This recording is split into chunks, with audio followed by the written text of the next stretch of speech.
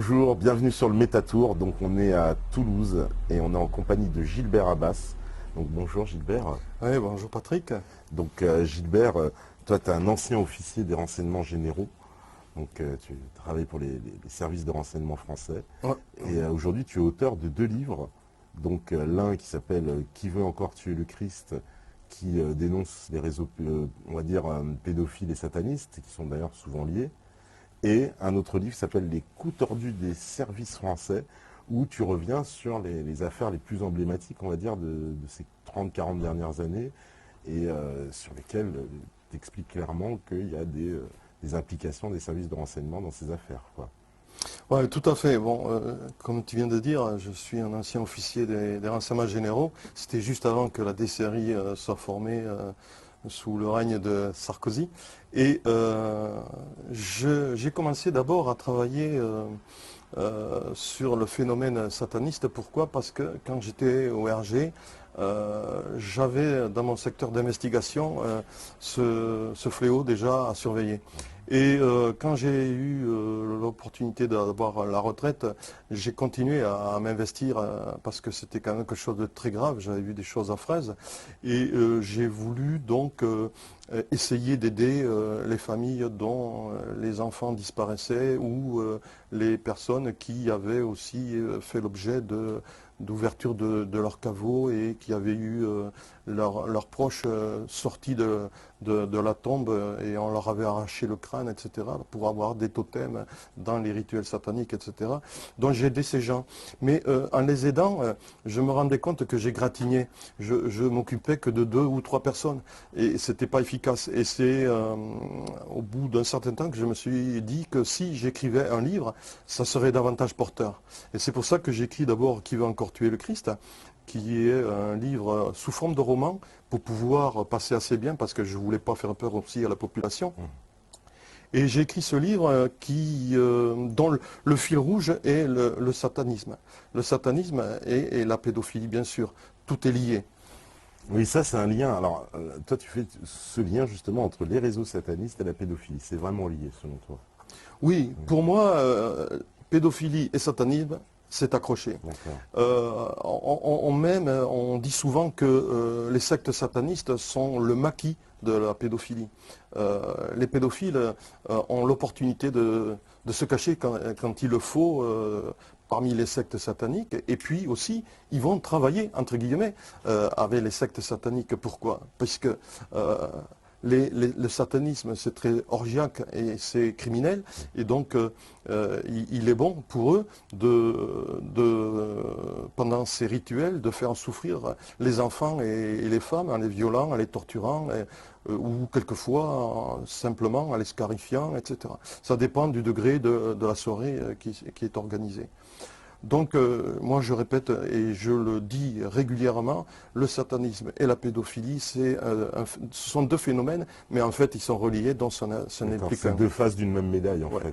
On s'en rend compte aussi avec les grandes affaires, comme l'affaire Allègre par exemple, et d'autres qui sont des pédophiles ou qui sont des assassins, ils ont utilisé des rituels sataniques comme motif.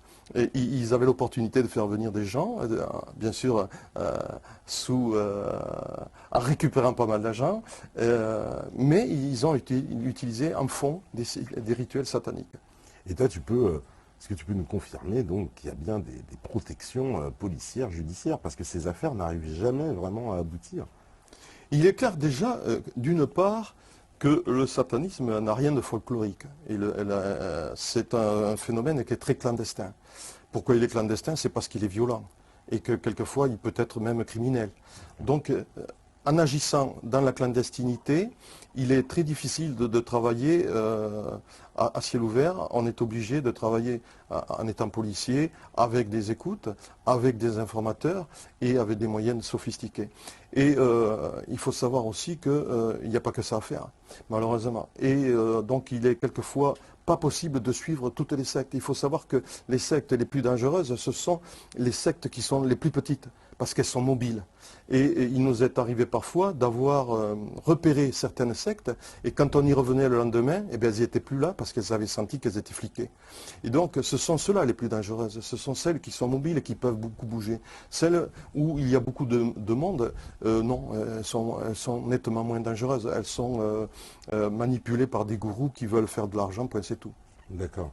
Parce que quand on tombe dans cette notion, on a tous, je veux dire, eu le vent de ces affaires comme l'affaire Chorale, par exemple, Oui, donc, où on a parlé de personnalités impliquées, c'est-à-dire oui. à très haut niveau. Il semble que ces réseaux bénéficient quand même d'une espèce d'impunité en France. Oui, il est aussi important de savoir que ces sectes sont plus ou moins chapeautées par un système mafieux. Et ce système mafieux a phagocyté ces sectes parce qu'ils ont trouvé chez ces sectes les moyens de faire de l'argent. On a tous entendu parler des snuff movies, bien que souvent on en fait un déni. Mais moi, à l'occasion d'une vidéo que j'ai faite, je démontre que les snuff movies existent et je donne même le nom d'une personne qui a participé à des snuff movies. Donc, et il y a des personnes qui ont avoué avoir participé à des rituels sataniques pendant lesquels il y avait des films qui étaient effectués et ces films-là étaient effectués en montrant les violences qui étaient réalisées sur les victimes et ces victimes arrivaient parfois à agoniser. Nous avons aussi X1, Régina Louf, pour ne pas la citer, qui dit, elle aussi, avoir assisté à des rituels sataniques où ça finissait par la mort de ses copains et copines. Donc, il existe donc un réseau mafieux qui profite de ces sectes pour vendre ces snuff movies. Ils font au niveau international pas mal d'argent. La CIA semble-t-il, évalué ce coût qui tourne à plusieurs millions de dollars. Et donc, ce n'est pas rien, quoi. Et quand la mafia s'occupe de quelque chose, je peux vous dire que c'est efficace. Et c'est très difficile de combattre une mafia. Quand on voit qu'on est maintenant en Italie, on retrouve des résurgences de Cosa Nostra. Quand on voit que les Yakuza au Japon, ben, ils sont même au gouvernement. Quand on voit qu'en Europe, on est envahi par la mafia russe, ben, il ne faut pas s'étonner que le satanisme soit récupéré par un système mafieux qui est difficile à combattre. Est-ce qu'on peut aussi aborder, on peut mêler, on va dire, ces réseaux avec la franc-maçonnerie qui souvent est, on va un peu dire, mise à l'index par pas mal de personnes qui dit que souvent les réseaux francs-maçons vont se greffer un peu dans ces autres réseaux. Alors, ce qui est surprenant, c'est que les premiers qui ont osé le dire, c'est le Vatican. Oui. Le Vatican a condamné les francs-maçons d'entrée parce que pour eux, ils avaient une politique qui était la politique luciférienne du satanisme. Et donc, ils les ont, comment on pourrait dire, interdits. Et pour eux, c'est donc des gens qui sont super dangereux. Et il y a le Nouvel Observateur qui n'a pas hésité à faire une page tout dernièrement, je crois que c'est en janvier 2013, où ils annoncent que, en première page de leur article, que les... Ça, j'ai perdu le nom. Non, les francs-maçons, voilà, les francs-maçons étaient... comment dire, aux portes même du gouvernement. Et si un journal comme le Nouvel Observateur ose le dire, c'est que quand même ils ont des billes et qu'ils ont des informations sur ce sujet qui sont très importantes. D'accord. Et parce que ces réseaux, on les a vus être très opérants.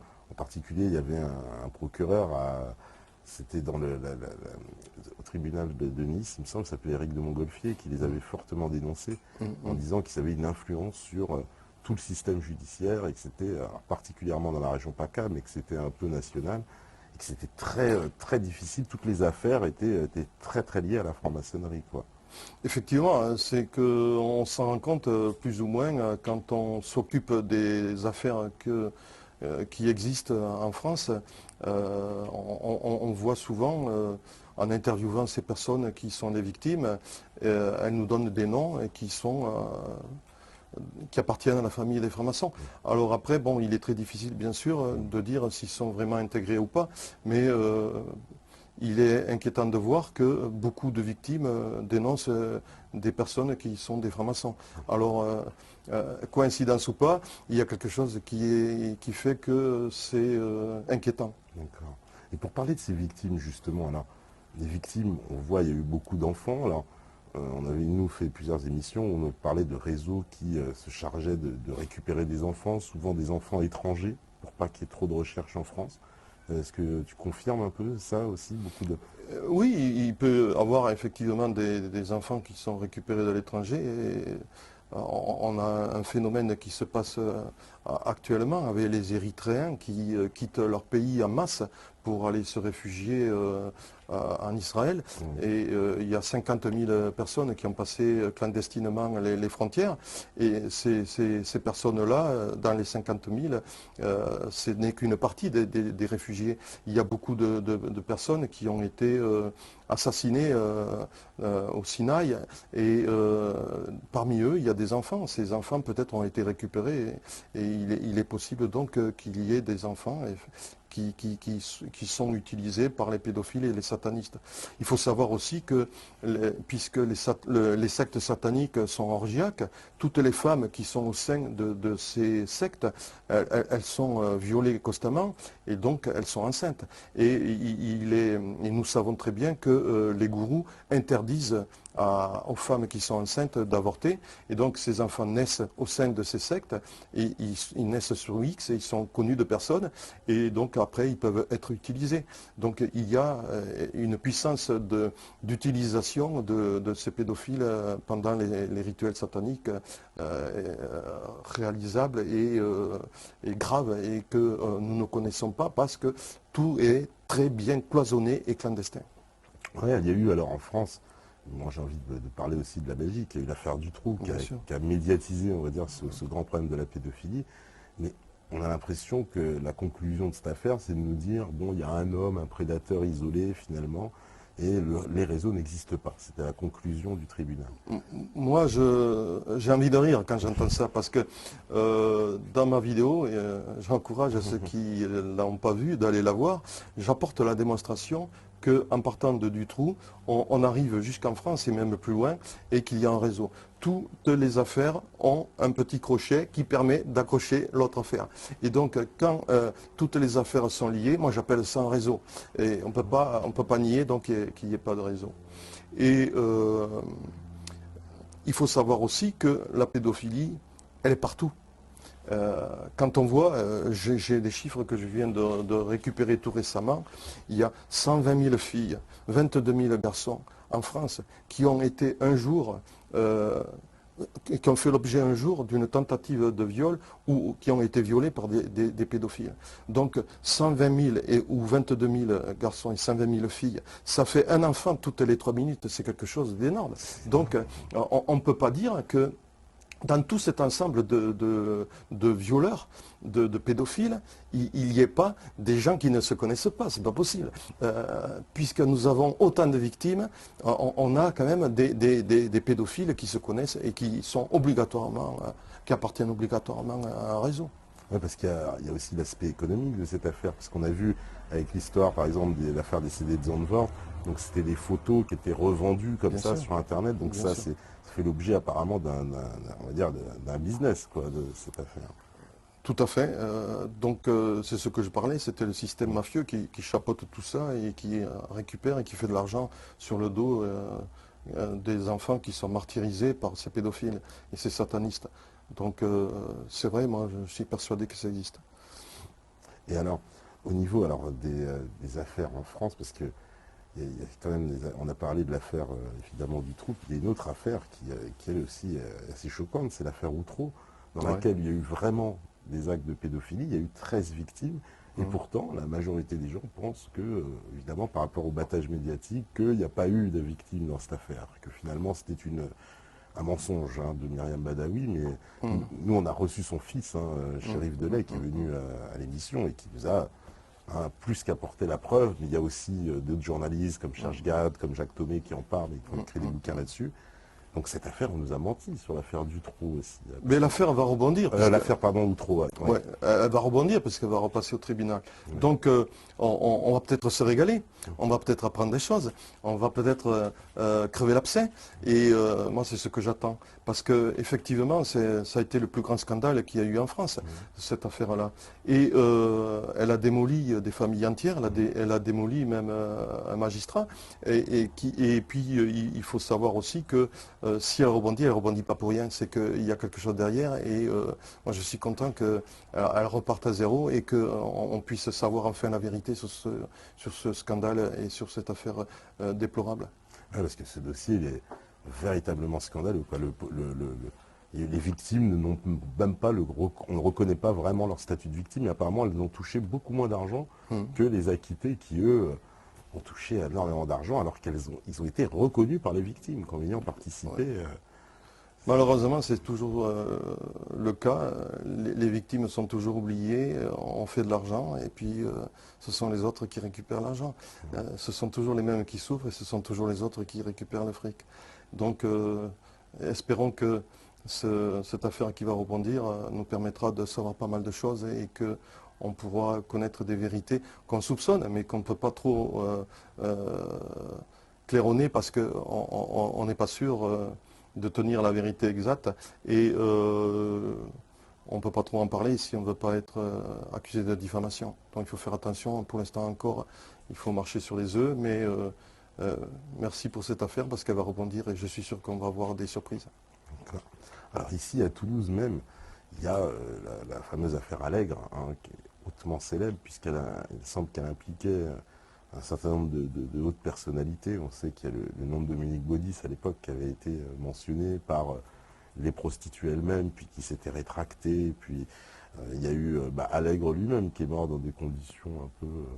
enfin, on peut toujours comploter, mais c'est un peu bizarre qu'il n'y ait pas eu de procès finalement dans cette affaire. On n'est pas arrivé jusqu'au procès. Oui, l'affaire Allègre a été une affaire pour laquelle nous n'avons pas travaillé aux renseignements généraux et donc je ne la connais que par oui dire. Et je sais qu'il avouait pas mal de meurtres, mais entre le premier jour, le jour où il avoue le premier meurtre et le jour où il avoue le dernier meurtre, il s'est passé un laps de temps où il a disparu énormément de femmes que nous n'avons jamais retrouvées.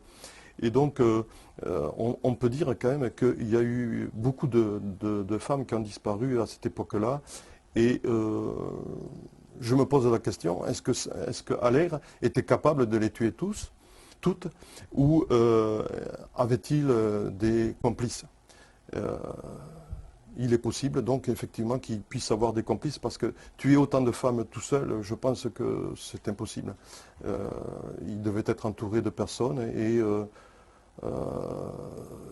manque de chance, on n'a pas pu avoir des informations intéressantes qui aient pu nous apporter des renseignements très précis sur comment réagissait, comment travaillait Allègre, comment il récupérait ses femmes.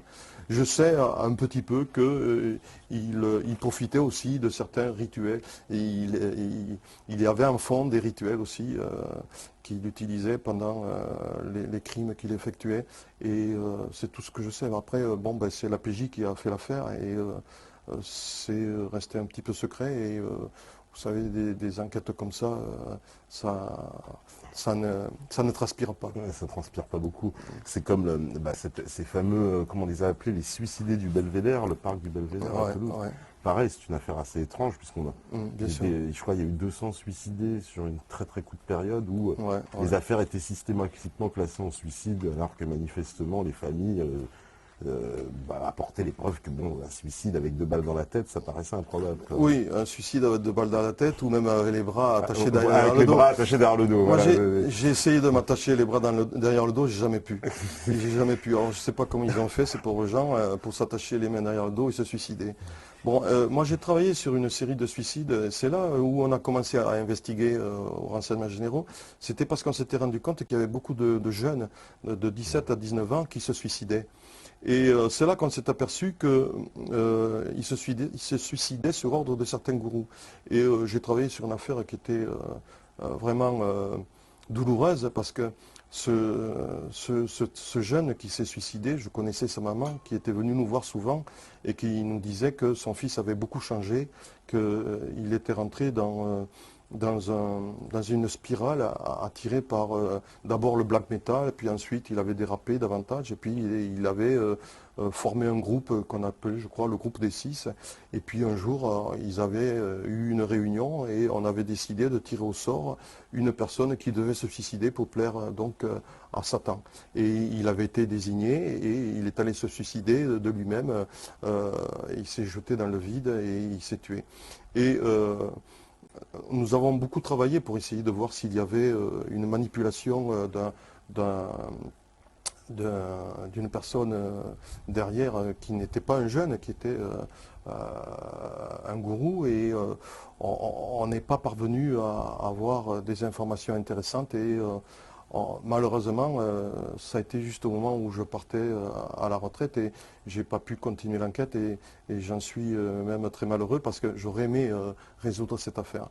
Parce que c'est là qu'on s'est rendu compte que le satanisme peut aller très loin, parce qu'ils peuvent pousser aussi les jeunes à déraper et à se suicider.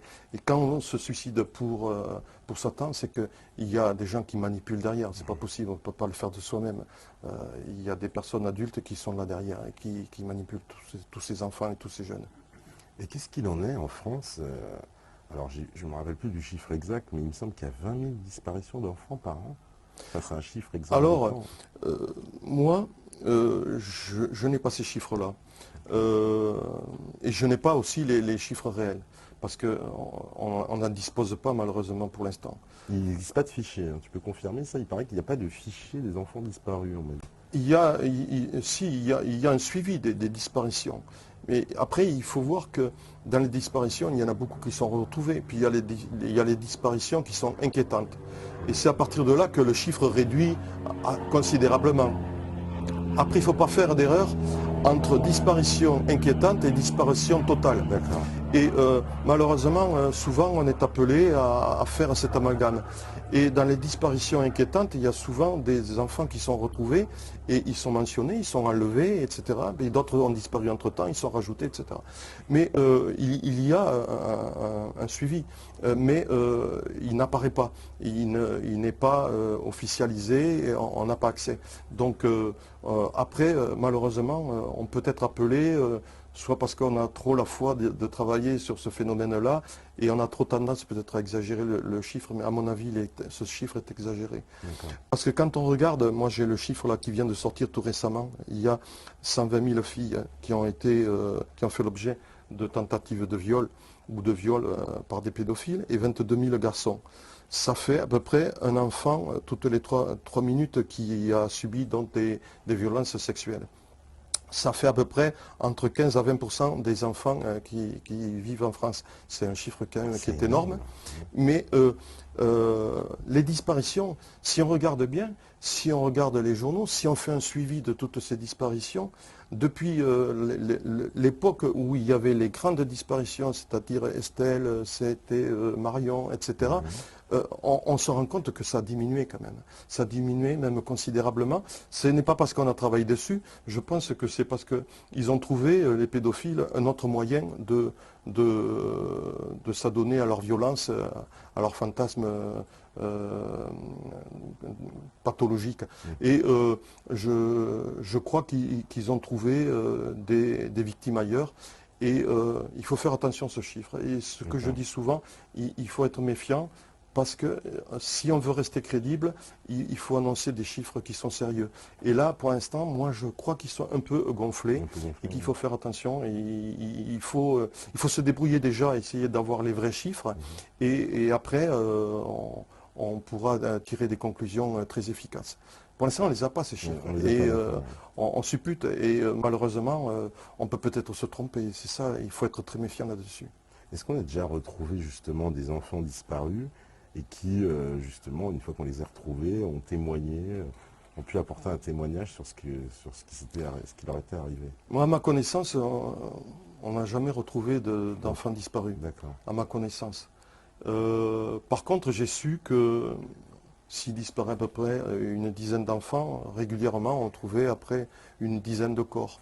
et de cadavres. Ah, Et ces cadavres sont découverts dans des endroits pratiquement inaccessibles, c'est-à-dire dans des communes qui se trouvent dans les Pyrénées ou dans les Alpes. Ce sont des tout petits villages où il y a 3 ou 4 maisons et où le maire n'a pas les moyens financiers de faire des tests ADN pour identifier les enfants et où il transmet l'affaire aux petites gendarmeries et qui transmettent eux aussi le dossier. Ça va ça fait de saut en saut en saut et puis on ne sait jamais s'il y a eu des tests ADN. Mais ce qu'on se rend compte, et moi j'ai interviewé une fois un maire qui était placé dans ce cas-là, et il m'a dit, ben, moi je ne peux pas faire des tests ADN. Moi, je me suis retrouvé avec sur le dos le corps de cet enfant. Ben, ce que j'ai fait, je l'ai enterré sous X dans une fosse commune. c'est Donc, extraordinaire. C'est-à-dire que c'est à la mairie de payer un test ADN. non, c'est pas obligatoirement à la mairie de payer les tests ADN. Déjà, il faut savoir qu'un test ADN ne se fait pas systématiquement. Après, bon, ben, ce sont ceux qui font les investigations et le parquet qui décidera, selon l'importance de l'affaire, de faire des tests ADN ou pas. Mais systématiquement, c'est pas obligatoirement que ça puisse se faire. Voilà. Donc, si ça se fait pas, ben, le cadavre sera enterré sous X dans une Donc en fosse commune. France, en gros, on peut retrouver un enfant dans une commune et puis il finit à la fosse commune sans qu'il y ait d'enquête, sans qu'il y ait rien. Ça peut se produire. Ça paraît complètement surréaliste. Personne ne veut Ça peut se produire. Maintenant, je ne dis pas que c'est systématique. Oui, Loin de c'est là. systématique. Le Non, mais travail- rien que penser le que ça tra- puisse se produire, Mais ça reste quand même très étonnant. Ça peut se produire. Ouais, ouais. Ça peut se produire. Et c'est pour ça que moi, j'ai même fait une pétition il y a quelque temps où je demandais à ce qu'il y ait, chaque fois qu'un enfant, le cadavre d'un enfant est découvert, qu'il y ait systématiquement des tests ADN sur le cadavre pour essayer de l'identifier. Et j'avais demandé dans cette pétition beaucoup de choses. J'avais demandé aussi que la prescription soit rallongée ou totalement enlevée. Là, j'ai le plaisir de me rendre compte qu'ils ont élargi la prescription de 10 ans à partir de la majorité. Il faut savoir, hein, toujours, c'est à partir de la majorité. Hein. C'est passé de 20 ans à 30 ans. Donc, on peut intervenir encore sur des cas dont l'affaire s'est passée il y a 38 ans. Et c'est intéressant. Et mais il faut savoir aussi que celui qui a été violé par des pédophiles se rend compte qu'il a été violé que bien au-delà de la date où les méfaits se sont produits. Pourquoi? Parce qu'il y a une certaine amnésie qui se produit. Il a été fait un sondage sur ces victimes et on s'est rendu compte qu'il y avait 60% des victimes qui subissaient une amnésie pas totale, mais assez importante, et 40% par contre qui faisaient une amnésie totale. Et quelquefois, ils vivent des flashs, et puis ces flashs s'agrandissent, mais ils n'arrivent à retrouver la mémoire qu'au bout de 10, 12, 13 ou 14 ou 15 ou 16 ans. Donc la prescription, après, puisqu'elle est de 20 ans, on n'avait plus que 4 ans pour jouer.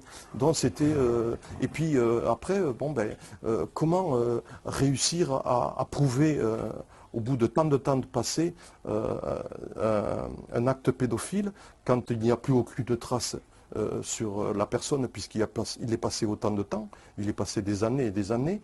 C'est la parole de la victime contre la parole du bourreau. Et donc après, c'est une bagarre d'avocats et c'est aussi un travail très long des policiers et des gendarmes qui font les investigations. Et là, je me suis rendu compte dans les chiffres que j'ai, et bien sûr toutes ces personnes qui ont été touchées par des actes pédophiles, il n'y a que 1,5% de personnes qui ont été condamnées. 1,5% de personnes qui ont été condamnées. C'est très petit. Et c'est dû donc à ce phénomène qui est difficile à prouver. Il est très difficile à prouver. Et finalement, il y a très peu de condamnations dans ces affaires. 1,5% des viols. C'est extrêmement peu. Les autres sont classés, les plaintes sont sans suite, sont des non-lieux, ou alors ils sont déqualifiés en agression ou en atteinte sexuelle et sont correctionnalisés. Elles ne vont pas aux assises. Et si un pédophile on n'arrive pas à prouver que ce pédophile, si on n'a pas toutes les preuves, eh ben, il n'aura pas le viol, il y aura simplement un attouchement, ou ça sera donc correctionnalisé, il va faire quelques mois ou 1 an ou 2 ans de prison au lieu d'en prendre une dizaine, quoi, ce qui prendrait aux assises. C'est pour ça que nous avons un petit chiffre de résultats, de condamnation de tous ces enfants qui malheureusement subissent toutes ces violences sexuelles. Cette violence. Alors, les enfants, souvent, alors on a parlé des enfants étrangers qui sont amenés dans les réseaux, et qu'en est-il des Français? C'est quoi? C'est leurs parents qui sont complices? Comment ça se passe pour que les enfants puissent... Alors, on a parlé, oui, des enfants nés sous X dont on n'a pas connaissance, bon d'accord, ceux-là, effectivement, on ne sait même pas qu'ils existent, mais il y en a d'autres, on sait, et comment ils arrivent jusqu'à là? C'est les parents, souvent, qui sont complices? Alors là, moi, j'ai pas vécu ces affaires-là. Je n'ai pas de preuves non plus. Mais j'ai entendu effectivement que certains parents vendaient leurs enfants pour être récupérés par des pédophiles pendant des sectes sataniques. Et si c'est exact, c'est vraiment très grave. Et j'espère qu'il n'y en a pas beaucoup et que c'est très minime. Mais j'ai entendu parler effectivement et je ne peux pas trop moi en parler parce que là je n'ai pas d'épreuves à apporter et je veux pas. Moi je suis toujours habitué en étant ancien flic de ne parler de choses que j'ai vécues vraiment et qui sont certaines à 100%. D'accord. Et alors parce que ça c'est très très inquiétant. On a vu aussi qu'il y avait donc des affaires par rapport aux foyers d'enfants, que c'était souvent des lieux en fait qui permettaient, on va dire, ce sont des nids d'enfants si j'ose dire, et très facilement on vient puiser dans les profils. Alors ce qu'on m'expliquait, qu'on ciblait les enfants dont les parents étaient les plus fragiles socialement ou psychologiquement, puisque justement ces enfants souvent se retrouvaient dans des foyers, donc eux-mêmes dans des situations sociales compliquées. Et les enfants dont les parents sont plus faibles étaient les victimes de choix pour ces prédateurs qui vont dans les foyers apparemment, qui sont devenus des espèces de supermarchés d'enfants, quoi. C'est un peu comme ça qu'on me les a présentés, quoi. Il y a l'affaire Coral. L'affaire Coral, voilà. Tout le monde la connaît. Ouais, évidemment. Bon, c'est la preuve que des enfants ont été martyrisés dans ces foyers. Après, bon... Je rappelle au Roger Hollande qui avait dénoncé violemment, justement... Oui. Si on écoute certains parents qui essayent de sortir leurs enfants de ces foyers, parce qu'il y a toujours d'un côté le parent aimant et le parent qui est l'instigateur de toutes les violences sur les enfants. C'est le cas des divorces aussi souvent parce que la maman essaye d'arracher l'enfant des griffes de ce pédophile. Et on se rend compte souvent que ces enfants sont placés à l'ASE pendant le temps où l'affaire va passer au tribunal, qui dure, qui n'en finit pas. Ces enfants sont détruits et quelquefois peuvent subir, comme il s'est passé au Coral, quelques violences. Il suffit de regarder les journaux parfois et moi j'ai vu encore, je ne me souviens pas, j'ai pas de mémoire, mais j'ai su lire une fois sur les journaux qu'il y avait eu des violences effectuées dans ces foyers. Voilà. On a l'exemple du foyer de Sucy-en-Brie, où on nous a parlé. Oui, je l'ai lu, ça, celui-là aussi. Donc, si nous avons des exemples dans certains foyers, je me pose la question, est-ce que ça peut se passer aussi dans d'autres? Et que ça se sait ou ça ne se sait pas? Voilà. Donc, la question, c'est celle que nous pouvons nous poser. Et bon, j'espère que ce n'est pas le cas, mais malheureusement, si on écoute des parents, il y a quelquefois des parents qui nous disent qu'ils ont beaucoup de soupçons. Et aussi, alors on nous a parlé beaucoup aussi de certaines associations. Alors en particulier, ça c'est notre ami Max de Wanted Pédo qui nous en a beaucoup parlé, des associations qui portent des noms de couleurs, genre l'océan bleu, etc. Et que c'était un signe d'identification pour justement des associations qui cachaient en fait des réseaux pédophiles par derrière. Je ne sais pas si tu as entendu parler de ça. J'en ai entendu parler sur le net. Ouais. Où il y a un certain logo bleu ou logo rose qui donne des informations ou des pistes pour ces prédateurs. Et là, j'ai pas plus, j'ai pas plus d'informations. Mais effectivement, ces logos ont apparemment existé, existent toujours, et puisqu'on les voit circuler sur le net.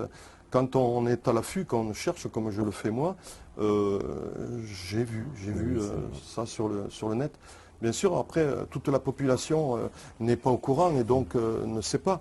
Il faut savoir que moi, je m'en rends compte dans les week-ends où je me déplace pour proposer mes livres et discuter avec la population, c'est que malheureusement, la population, quand elle n'est pas concernée, n'est pas intéressée.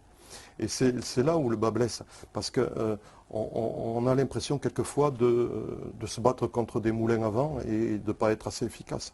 Et moi, ce que je dis à tout le monde, chaque fois que j'ai la possibilité de le dire, on a tous des enfants, on a tous des petits-enfants. Et des prédateurs, il y en a partout. Donc il faut faire super attention. C'est comme le cancer, ça peut nous tomber sur le dos d'une famille sans qu'on s'y attende. Et c'est pas une fois que le mal est comique, il faut s'y intéresser. C'est maintenant, c'est avant qu'il faut faire du préventif, beaucoup de préventif. Et c'est ce que je répète constamment. Alors aujourd'hui, on en est à l'heure où le gouvernement essaie d'imposer ce qu'on appelle la théorie du genre. Et beaucoup de gens, on va dire, tirent un peu un signal d'alarme en parlant d'une marche vers la légalisation de la pédophilie. On a vu d'ailleurs même un tribunal en Italie qui a validé une relation entre une fillette, je crois, de 9 ans ou 10 ans et un monsieur de 70 ans, quelque chose comme ça, en nous expliquant que c'était de l'amour. Est-ce qu'il n'y a pas une volonté là maintenant carrément des autorités ou on va dire d'une certaine élite de faire accepter l'idée même de cette sexualité comme une autre forme de sexualité?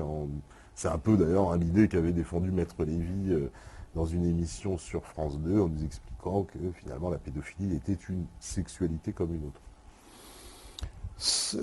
Il y a moins de... Moi je trouve que il y a moins de prosélytisme qu'il y a quelques années. C'est pas possible qu'on puisse en arriver là. Parce qu'il y a quand même derrière des gens comme vous, comme moi et comme bien de nombreux militants nous sommes à l'affût de tout ça et nous allons le dénoncer violemment. On ne peut pas admettre que de légaliser la pédophilie. C'est un acte contre nature. On ne peut pas... L'enfant qui a 7, 8 ou 9 ans ne participe pas volontairement à cet acte pédophile. Et il ne sait même pas que ça peut être un début d'acte d'amour, c'est pas possible. Il y a une violence qui est exercée. C'est pas un acte d'amour, c'est une violence, c'est une agression. Et je pense qu'on ne peut pas légaliser la pédophilie parce que là, j'espère que toute la France va aller dans la rue. On ne peut pas accepter ça, c'est contre nature, c'est impossible. Et je me battrai pour que ça ne se fasse pas. Et je pense qu'on sera très très nombreux à se battre pour que ça ne se fasse pas. On avait dit aussi qu'on devait baisser la majorité. Oui, mais, ça faisait partie de ce genre de mesures. Ouais. Bien sûr, il n'y a pas de fumée sans feu. Mais j'espère que ça aussi, ça ne se fera pas. Déjà 15 ans, moi je trouve que c'est déjà assez bas. Oui, c'est 15 ans la majorité sexuelle c'est en 15 France. ans. Moi je trouve que c'est assez bas. Parce que maintenant, les enfants sont plus assistés qu'avant. Et les jeunes sont donc plus vulnérables qu'avant. Moi, de mon âge, on était élevé à la dure et on savait se défendre. Maintenant, les jeunes, ils sont plus vulnérables. Et c'est pour ça que c'est pas possible qu'on arrive à ça. Ça serait une révolution. Parce que souvent, dans ces affaires, justement, on observe que voilà, il y a aussi les services sociaux qui sont souvent impliqués. On nous parle on a de nombreux témoignages de gens qui mettent en cause les services sociaux qui agiraient un petit peu comme des rabatteurs, pour le compte de réseaux plus importants derrière, mais qui sont les premiers à être en contact avec les enfants directement, quoi. On se bat justement pour essayer de récupérer toutes ces informations, tous ces témoignages, parce qu'on ne peut pas accepter ça. Et donc notre travail à nous, militants, c'est de faire en sorte de trouver des cas qui, comme vous dites, sont impensable. On ne peut pas profiter des foyers pour violenter ses enfants. Donc si en plus les responsables des foyers sociaux réagissent comme on le dit, c'est inadmissible.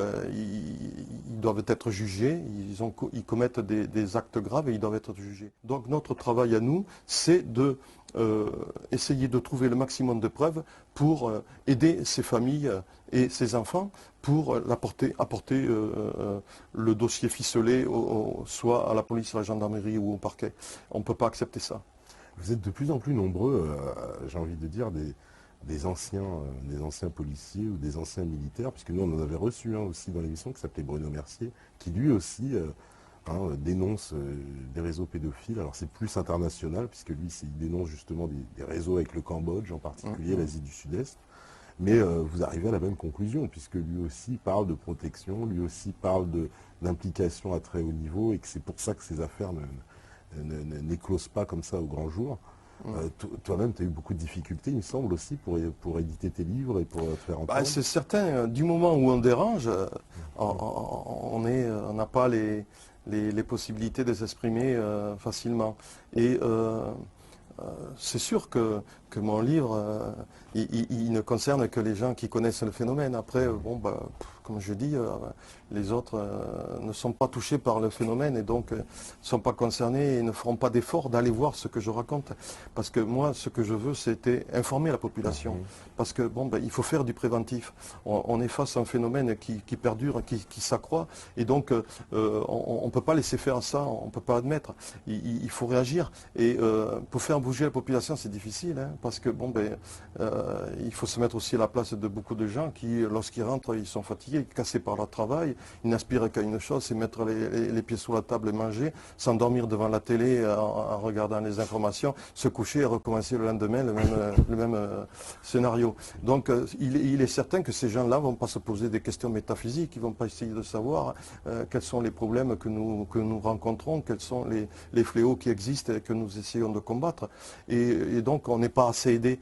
Et nous sommes un petit groupe qui essayons de réagir et de faire savoir au monde qu'il faut bouger. Et donc c'est mon travail et je continuerai à le faire. Et c'est pour ça qu'on a des difficultés, oui effectivement, on a des difficultés pour arriver à se faire entendre. Alors récemment, je sais que tu as organisé donc une marche blanche, donc qui partait alors de Toulouse jusqu'à Lourdes. Jusqu'à Lourdes, voilà. Et donc qui était une marche pour dénoncer ces réseaux, etc. Déjà, en mémoire de toutes les victimes. En mémoire de toutes les victimes. C'était le premier point. C'est ce que je voulais faire. C'était en mémoire de toutes les victimes. On ne peut pas oublier toutes ces enfants qui ont été peut-être tués aussi pendant qu'ils étaient violés, et puis d'autres qui sont cassés à vie. Et donc, c'était mon premier point. Et le deuxième point, c'était aussi pour dénoncer. Et le troisième point, c'était pour faire connaître notre démarche.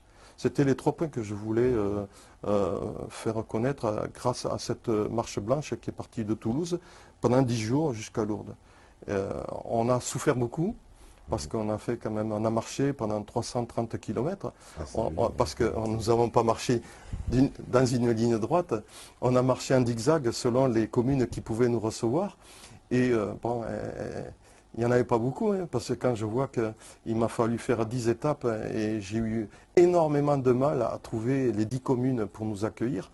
Et alors que tu en avais contacté, je crois que tu m'as dit 90, c'est ça? J'en ai contacté énormément, ouais. Et donc, on a beaucoup souffert. Tous ceux qui sont venus à cette marche pourront le dire et le témoigner. On a tous eu des ampoules, on a eu tous des entorses, on a eu tous mal aux genoux, aux chevilles, etc.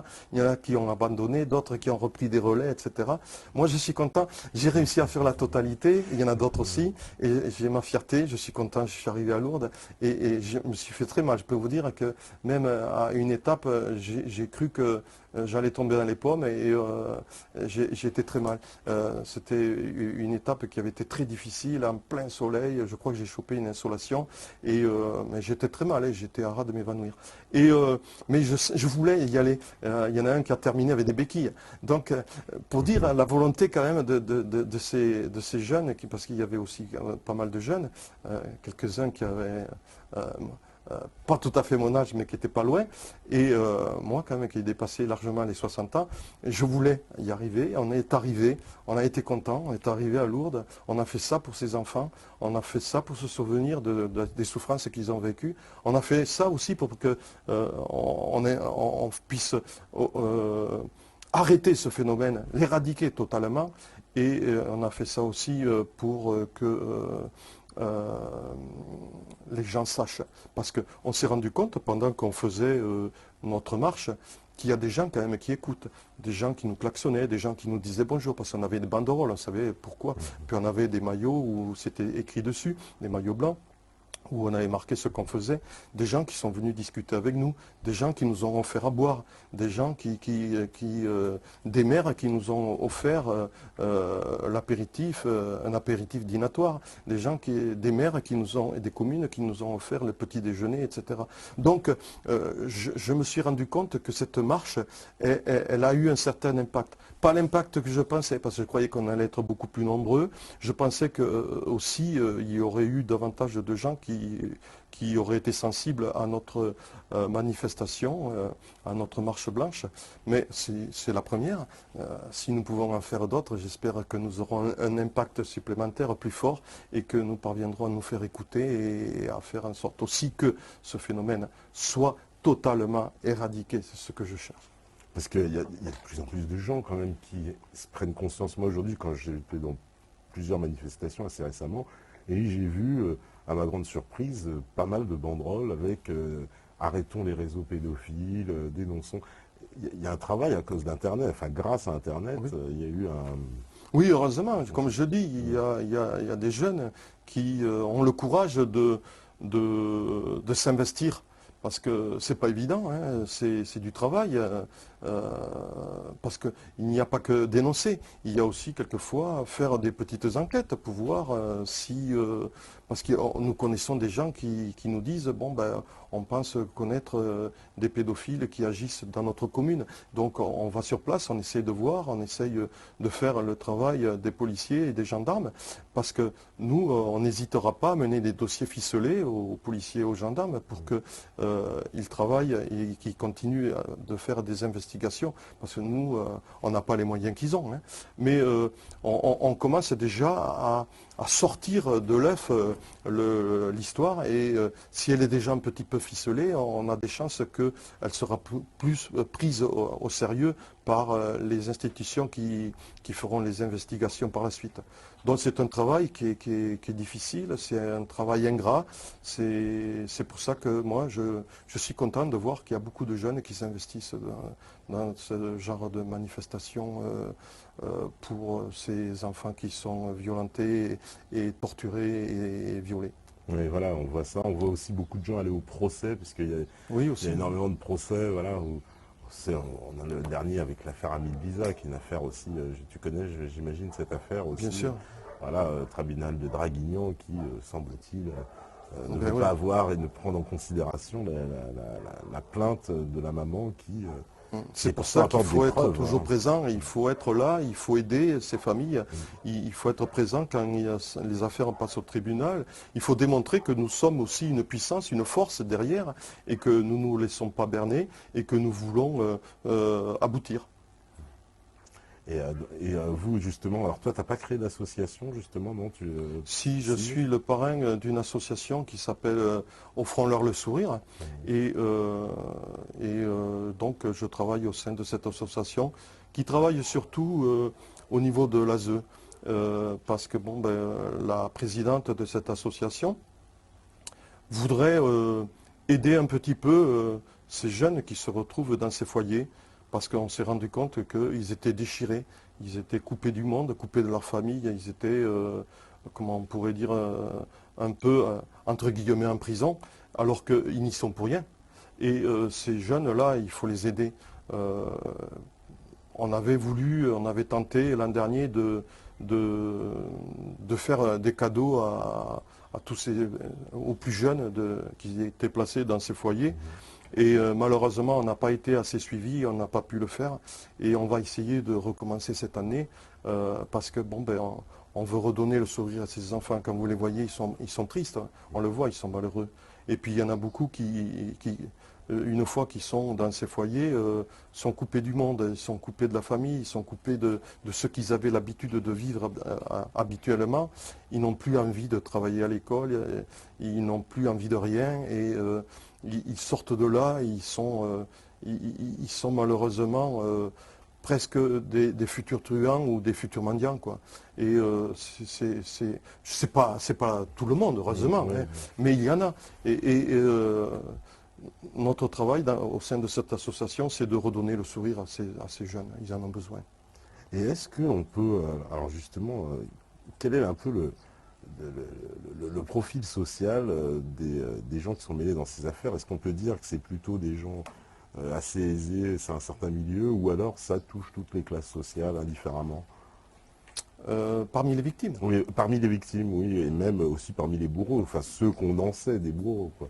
Oui, ceux qu'on essaie des bourreaux parce qu'ils sont très clandestins, c'est sûr. Mmh, Les victimes, moi je pense que toutes les classes sociales sont plus ou moins touchées. d'accord. Il est clair que pour pouvoir trouver des victimes, on aura davantage de facilité à récupérer des victimes dont les enfants sont plus ou moins pas abandonnés, mais laissés vivre comme ils le souhaitent et donc un peu libres.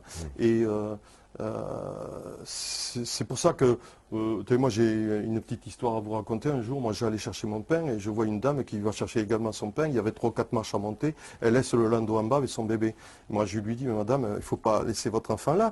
Vous vous rendez compte, avec tous les prédateurs qu'il y a, on sait très bien qu'il y a des enfants, même qui ont moins de 2 ans, et qui sont violés par ces hommes. Et je lui ai dit, il ne faut pas laisser. Et elle m'a regardé tout étonné, elle m'a presque insulté. Elle m'a dit de quoi je me mêle. Et moi, je me suis pris mon cigare, j'ai allumé mon cigare. Pendant qu'elle discutait, qu'elle était allée chercher son pain, ben moi, je suis resté à côté du landau. Et j'ai dit, maintenant, vous pouvez y aller, vous risquez rien. Et elle m'a insulté à nouveau, en me disant de quoi je me mêle, etc. Mais j'ai fait un travail de prévention. J'ai essayé de lui faire comprendre qu'il ne fallait pas qu'elle le fasse. Mais comme toujours, c'est comme le cancer, c'est ce que j'ai dit. On ne pense pas être touché un jour. Mais voilà, le jour où elle sera touchée, c'est ce que je lui ai dit, madame. Si un jour votre enfant disparaît, ben vous allez vous le reprocher à vie. Et après, vous viendrez me voir pour essayer de le retrouver. Mais ça sera trop tard. Parce qu'un enfant qui disparaît n'est jamais retrouvé. Oui, c'est ce que tu disais tout à l'heure, hein. On retrouve Bien sûr, personne. Oui. bien sûr. Donc il y avait eu l'affaire justement, alors tu l'as évoqué un petit peu, mais c'est vrai, Estelle Mouzin, il y avait Marion, je ne me rappelle plus de son nom de Je me famille. souviens, moi, Voilà. Donc, mais c'est des affaires Wagon. voilà, c'est des affaires qui nous avaient beaucoup bouleversés. Elles avaient été quand même relativement médiatisées. Il y avait eu des alertes enlèvement, etc. Oui, elles ont été très médiatisées Oui. parce que les parents ont fait tout le nécessaire pour médiatiser ces disparitions et malgré ça, on n'a pas pu les retrouver. Donc c'est là qu'on se rend compte que ces prédateurs et tous ceux qui les aident sont très forts et ils y mettent les moyens, ils sont clandestins. Et quand on a affaire à des situations, à des groupuscules clandestins, c'est très difficile de les remonter. Pourquoi? Parce qu'ils bougent beaucoup et parce que ils sont protégés par d'autres clandestins, par tout un tas de systèmes mafieux. Et il est très difficile malheureusement de retrouver ces enfants. Bon, heureusement que souvent avec les systèmes d'alerte, on les retrouve assez souvent. Mais à travers, il y en a quelques-uns qui ne sont pas retrouvés toujours. Ouais, parce que sur l'affaire Estelle Mouzin, alors ça, j'avais eu vent d'un des gendarmes qui était chargé de l'enquête, qui avait démissionné, était parti se réfugier en Angleterre, parti avec son arme de service, semble-t-il, parce qu'il aurait découvert un réseau qui impliquait un certain nombre de personnalités dans cette affaire. Et donc ça devenait trop dangereux pour lui et il a carrément fui la France. Je ne sais pas si tu as eu ces informations. J'en ai entendu parler, mais là aussi, Ouais. malheureusement, j'en ai aucune preuve. D'accord. J'en ai entendu parler. Puis il faut se mettre aussi à la place des parents. Ils en ont assez de voir tous ces gens qui viennent taper à leur porte pour leur dire on va s'occuper de votre affaire, on va essayer de retrouver votre fille. Et ils se rendent compte qu'on les retrouve pas. Et donc, à partir de là, ils sont épuisés, ils n'en peuvent plus. Ils répondent plus. ils veulent qu'on leur fiche la paix, ils essayent de faire leur deuil, ou ils gardent l'espoir de les retrouver. C'est ce que je comprends très bien. Moi, j'ai des enfants, j'ai des petits-enfants. S'il m'arrivait un drame pareil, je garderai toujours espoir de les revoir un jour et de dire, ça y est, enfin, les revoilà, ils reviennent. Mais c'est, on le constate, on n'y arrive pas, on ne retrouve pas ces enfants. Et justement, toi, dans l'institution, dans l'administration, quels sont les moyens pour, justement, quand tu occupes une position comme ça dans les services de renseignement, de pouvoir dénoncer? Parce que clairement, si tu es face à un crime, que tu le dénonces et que ça n'aboutit pas, qu'est-ce que tu peux faire si tu es dans l'institution policière, concrètement? Si on est placé face à un crime et qu'on a des billes, il faut porter plainte. Bon, après, j'imagine que si les éléments tiennent bien, il y a obligation à ce qu'il y ait une enquête. Et donc, je veux garder quand même l'espoir, et j'y crois, que les policiers sont honnêtes et font leur travail. Et, je ne veux surtout pas croire qu'il y en ait qui ne jouent pas le jeu. On est flic, hein, on doit faire notre travail. On a des gens qui viennent nous apporter des éléments, il faut les étudier, il faut les examiner à fond. Comme nous, on disait toujours, dès qu'on enquête, on a plusieurs portes et on prend chaque fois une porte et dès qu'on ne trouve rien, on la ferme, on passe à l'autre, etc., jusqu'au moment où on peut réussir à remonter jusqu'à celui qui a commis le crime. C'est le travail de tous les enquêteurs, de tous les inspecteurs, de tous les officiers. Donc moi, je crois quand même encore à la police. Et comment elles sont ordonnées, les enquêtes dans les services de renseignement? Qui décide? Puisque finalement, nous, le public, on a très peu à faire aux services de renseignement. Mais qui dit oui, tiens, on va enquêter sur ça, ça, on va enquêter? C'est selon aussi l'actualité. Hein. Moi, j'ai travaillé au sein des renseignements généraux. Au sein des renseignements généraux, on avait des secteurs bien définis et on enquêtait sur des secteurs qui étaient bien définis. Et donc, on faisait de la prévention et on faisait ce qu'on appelle des enquêtes préliminaires. Et on remontait petit à petit des éléments que nous trouvions et on essayait de remonter au maximum pour essayer de trouver les auteurs. Et ça peut être sur plein d'éléments. Moi, j'ai travaillé à un moment donné sur des phénomènes nouveaux, c'est-à-dire, par exemple, les Hells Angels, les motards dangereux qui sont connus pour pas mal de délits et quelquefois des crimes. Oui. Et j'ai travaillé sur les hooligans, j'ai travaillé sur les rave-parties, j'ai travaillé, et puis j'ai travaillé en fait aussi sur le satanisme, et c'est là que j'ai découvert pas mal de choses. Et donc, on fait quand même du travail personnel. Et en travaillant, on trouve des filières, on trouve des sources, on remonte pour les connaître, pour les identifier et pour connaître le degré de dangerosité des éléments qu'on a identifiés. Et après, si on s'aperçoit que les éléments que nous avons trouvés sont ultra dangereux, on passe le dossier à la PJ parce que nous ne faisons que de l'information. Nous ne sommes pas donc répressifs. On passe le dossier à la PJ qui après continue à investiguer sur les éléments que nous avons apportés. Voilà. D'accord, donc vous apportez toutes les informations voilà. Et ensuite eux-mêmes après travaillent sur le côté pénal de l'affaire. Nous faisons que de la recherche d'informations. Voilà. Alors finalement, ça peut très bien aussi donc bloquer après au niveau de la PJ. On lui amènerait les dossiers, puis après la PJ, on met ça dans un placard et puis c'est terminé. Si c'est vrai, c'est triste. Mais j'espère que non. J'y crois pas non plus. Ouais. Et j'espère que non. D'accord. Parce qu'on se demande, c'est vrai que c'est ça qui nous étonne le plus, c'est de voir à quel point ces affaires n'aboutissent pas. C'est ça qui est vraiment. Alors après, si elles n'aboutissent pas, c'est vrai que c'est pas toujours évident aussi. Hein. On a fait quand même un grand saut grâce à l'ADN. Oui. On arrive à remonter pas mal de choses, mais c'est vrai que quand on n'avait pas l'ADN, c'était beaucoup plus difficile. Maintenant, on dispose d'un élément qui est très intéressant pour mener les investigations. Moi, je crois quand même que les policiers de la PJ font leur travail. Après, s'il y a des brebis galeuses, moi je ne suis pas au courant. Il peut y en avoir hein, dans toutes les corporations, toutes les professions, il y a des brebis galeuses. J'espère qu'il n'y en a pas beaucoup ou qu'il n'y en a pas. Mais s'il y en a, ben, il faut les jeter. Moi, j'en connais pas. Mais s'il y en a, il faut les jeter. Il ne faut pas hésiter. Et qu'est-ce que tu donnerais comme conseil justement, on va dire, aux gens qui nous écoutent, qui peuvent être confrontés à ces problèmes, et qu'ils soient justement des victimes ou des gens qui sont témoins, qu'est-ce qu'il faut faire? Parce qu'on est un peu désemparés. Et il est clair que c'est vrai que ces familles sont désemparées, elles sont déjà dans le malheur. Donc elles sont un peu paumées. Il ne faut pas qu'elles hésitent à rencontrer les associations qui se sont formées pour les aider. Nous sommes là pour les aider, pour peaufiner leur dossier, parce que quelquefois il est mal monté, il manque des éléments, ils ont oublié des preuves. Ils ne connaissent pas la puissance de certaines preuves, etc. Et donc tout ça fait que, au bout d'un moment, ils ont besoin d'aide. Et cette aide, nous sommes là pour leur apporter. Après, il y a de très bons avocats, il faut trouver le bon avocat, il y a meilleur que d'autres, il est clair. Et donc, il faut les aider, parce que tout seuls, ils ne peuvent pas y parvenir. Et souvent, si l'affaire ne marche pas bien, si elle n'aboutit pas, et si elle est classée ou si elle fait l'objet d'un non-lieu, c'est qu'elle a mal été préparée.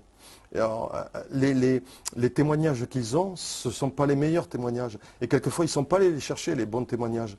Ou alors, ils ont mal été ordonnancés. Il y a quelque chose qui n'a pas marché dans leur dossier.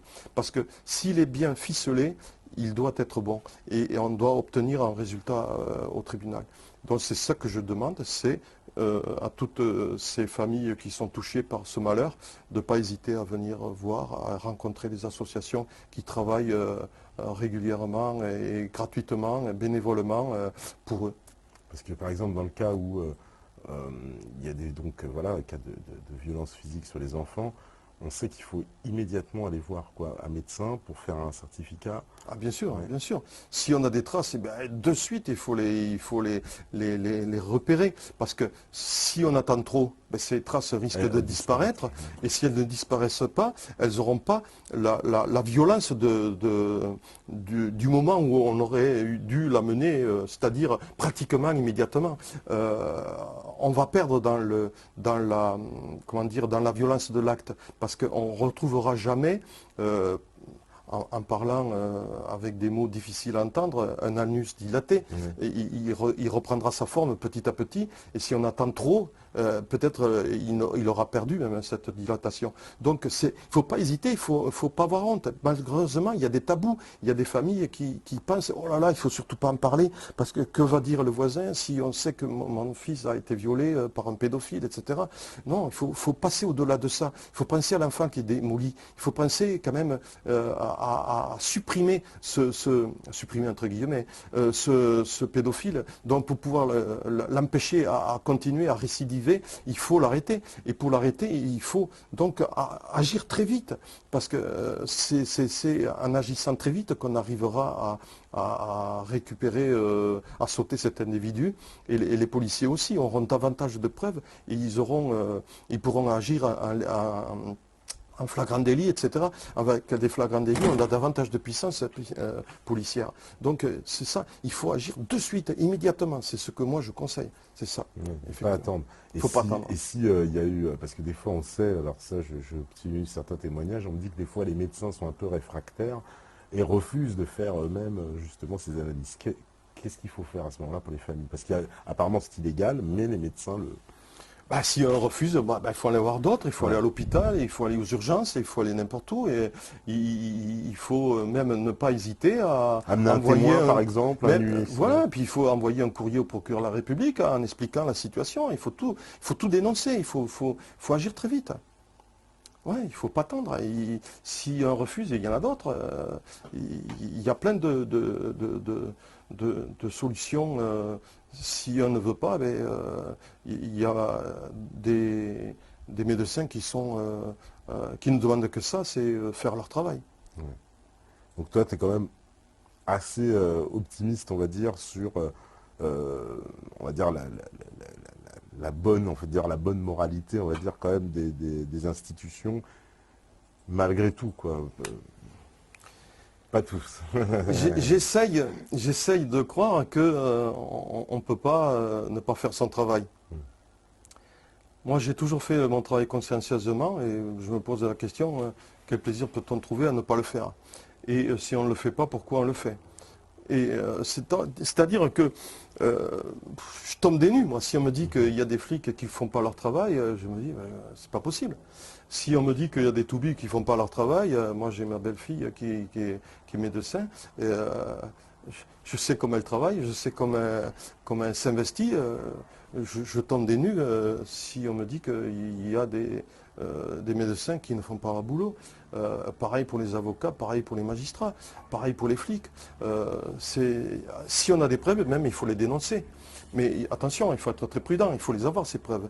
Et quand on annonce, quand on apporte les preuves, il faut bien les recouper au préalable. Parce que sinon, après, c'est nous qui allons avoir des problèmes. Donc quand on amène des informations, il faut toujours qu'elles soient recoupées, il faut toujours qu'elles soient très sûres. Il faut que ce soit un travail très bien fait. Et là, après, il ne faut pas hésiter à dénoncer. D'accord. Alors justement, en parlant de dénonceurs, moi j'ai envie d'aborder aussi les sujets de ton deuxième livre, donc les coups tordus des services français. Donc un livre que tu nous as dit qui marchait très bien parce que effectivement il y a eu énormément d'affaires en France. Alors tu reviens sur un certain nombre d'affaires les plus emblématiques. Alors on pourrait en citer pêle-mêle quelques-unes. Moi j'ai vu, bon alors j'ai pas lu le livre, pour ceux qui savent je le découvre, mais j'ai quand même eu le temps de faire une de feuilleter voilà, par une lecture en diagonale. Alors j'ai vu que tu parlais par exemple de Markovitch, ça c'est l'affaire Markovitch. Oui, j'en ai parlé, effectivement, c'est une affaire intéressante parce que là, il y a eu une manipulation qui a été faite. Ouais. On voulait détruire Pompidou et ouais. Donc... par sa femme alors par sa femme qui aurait, selon certains, on aurait récupéré des photos où sa femme fréquentait des lieux de partouze. De partouze, voilà. Exactement. Donc, et en plus, on a profité de mettre tout ça sur le dos de Pompidou à l'époque, quand il était en congé, bien sûr. Et même personne n'avait eu le courage d'aller l'informer que des bris circulaient. Alors quand on en arrive là, c'est là qu'on se rend compte qu'on tombe sur la tête. Il n'y a pas que cette affaire, il y a l'affaire Boulin. L'affaire Boulin, elle est extraordinaire parce qu'elle était très médiatisée. Je tombe des nues. On a toutes les informations, comme quoi il ne s'est pas suicidé. Les lividités cadavériques, il les a dans le dos et on le retrouve pratiquement à plat ventre, à quatre pattes dans l'eau.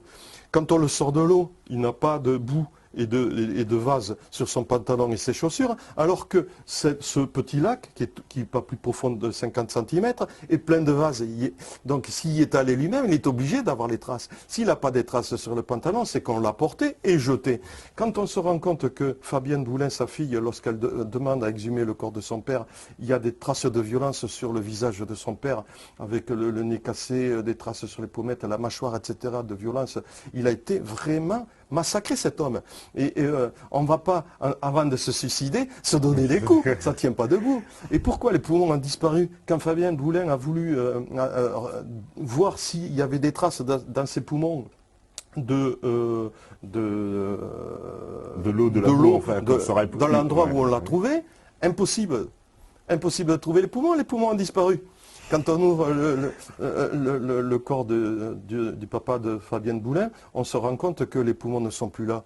Mais on tombe sur la tête, on a plein d'informations. Fabienne, elle a un dossier énorme. Mais elle a un dossier, et il faut savoir, attention, que c'est prescrit en 2017. 2017, c'est bientôt. C'est pour ça qu'il faut que se battre. C'est pour ça qu'il faut aider Fabienne. Et c'est pour ça que j'ai aussi souligné le problème de ce suicide abracadabrant. Ça ne tient pas debout. Oui, parce que la justice a conclu un suicide. Hein, donc, bien sûr. Alors, ça arrangeait beaucoup de monde, peut-être. Alors, il me semble qu'à l'époque, bon, évidemment, je dois mieux connaître le dossier que moi, mais que c'était la gendarmerie, il me semble, qui avait commencé l'enquête. Tout à fait. C'était parti sur les chapeaux de roue, et immédiatement, ça leur a été retiré pour être confié à la brigade criminelle à Paris. Oui, c'est le procureur Charles Ray qui a pris cette décision.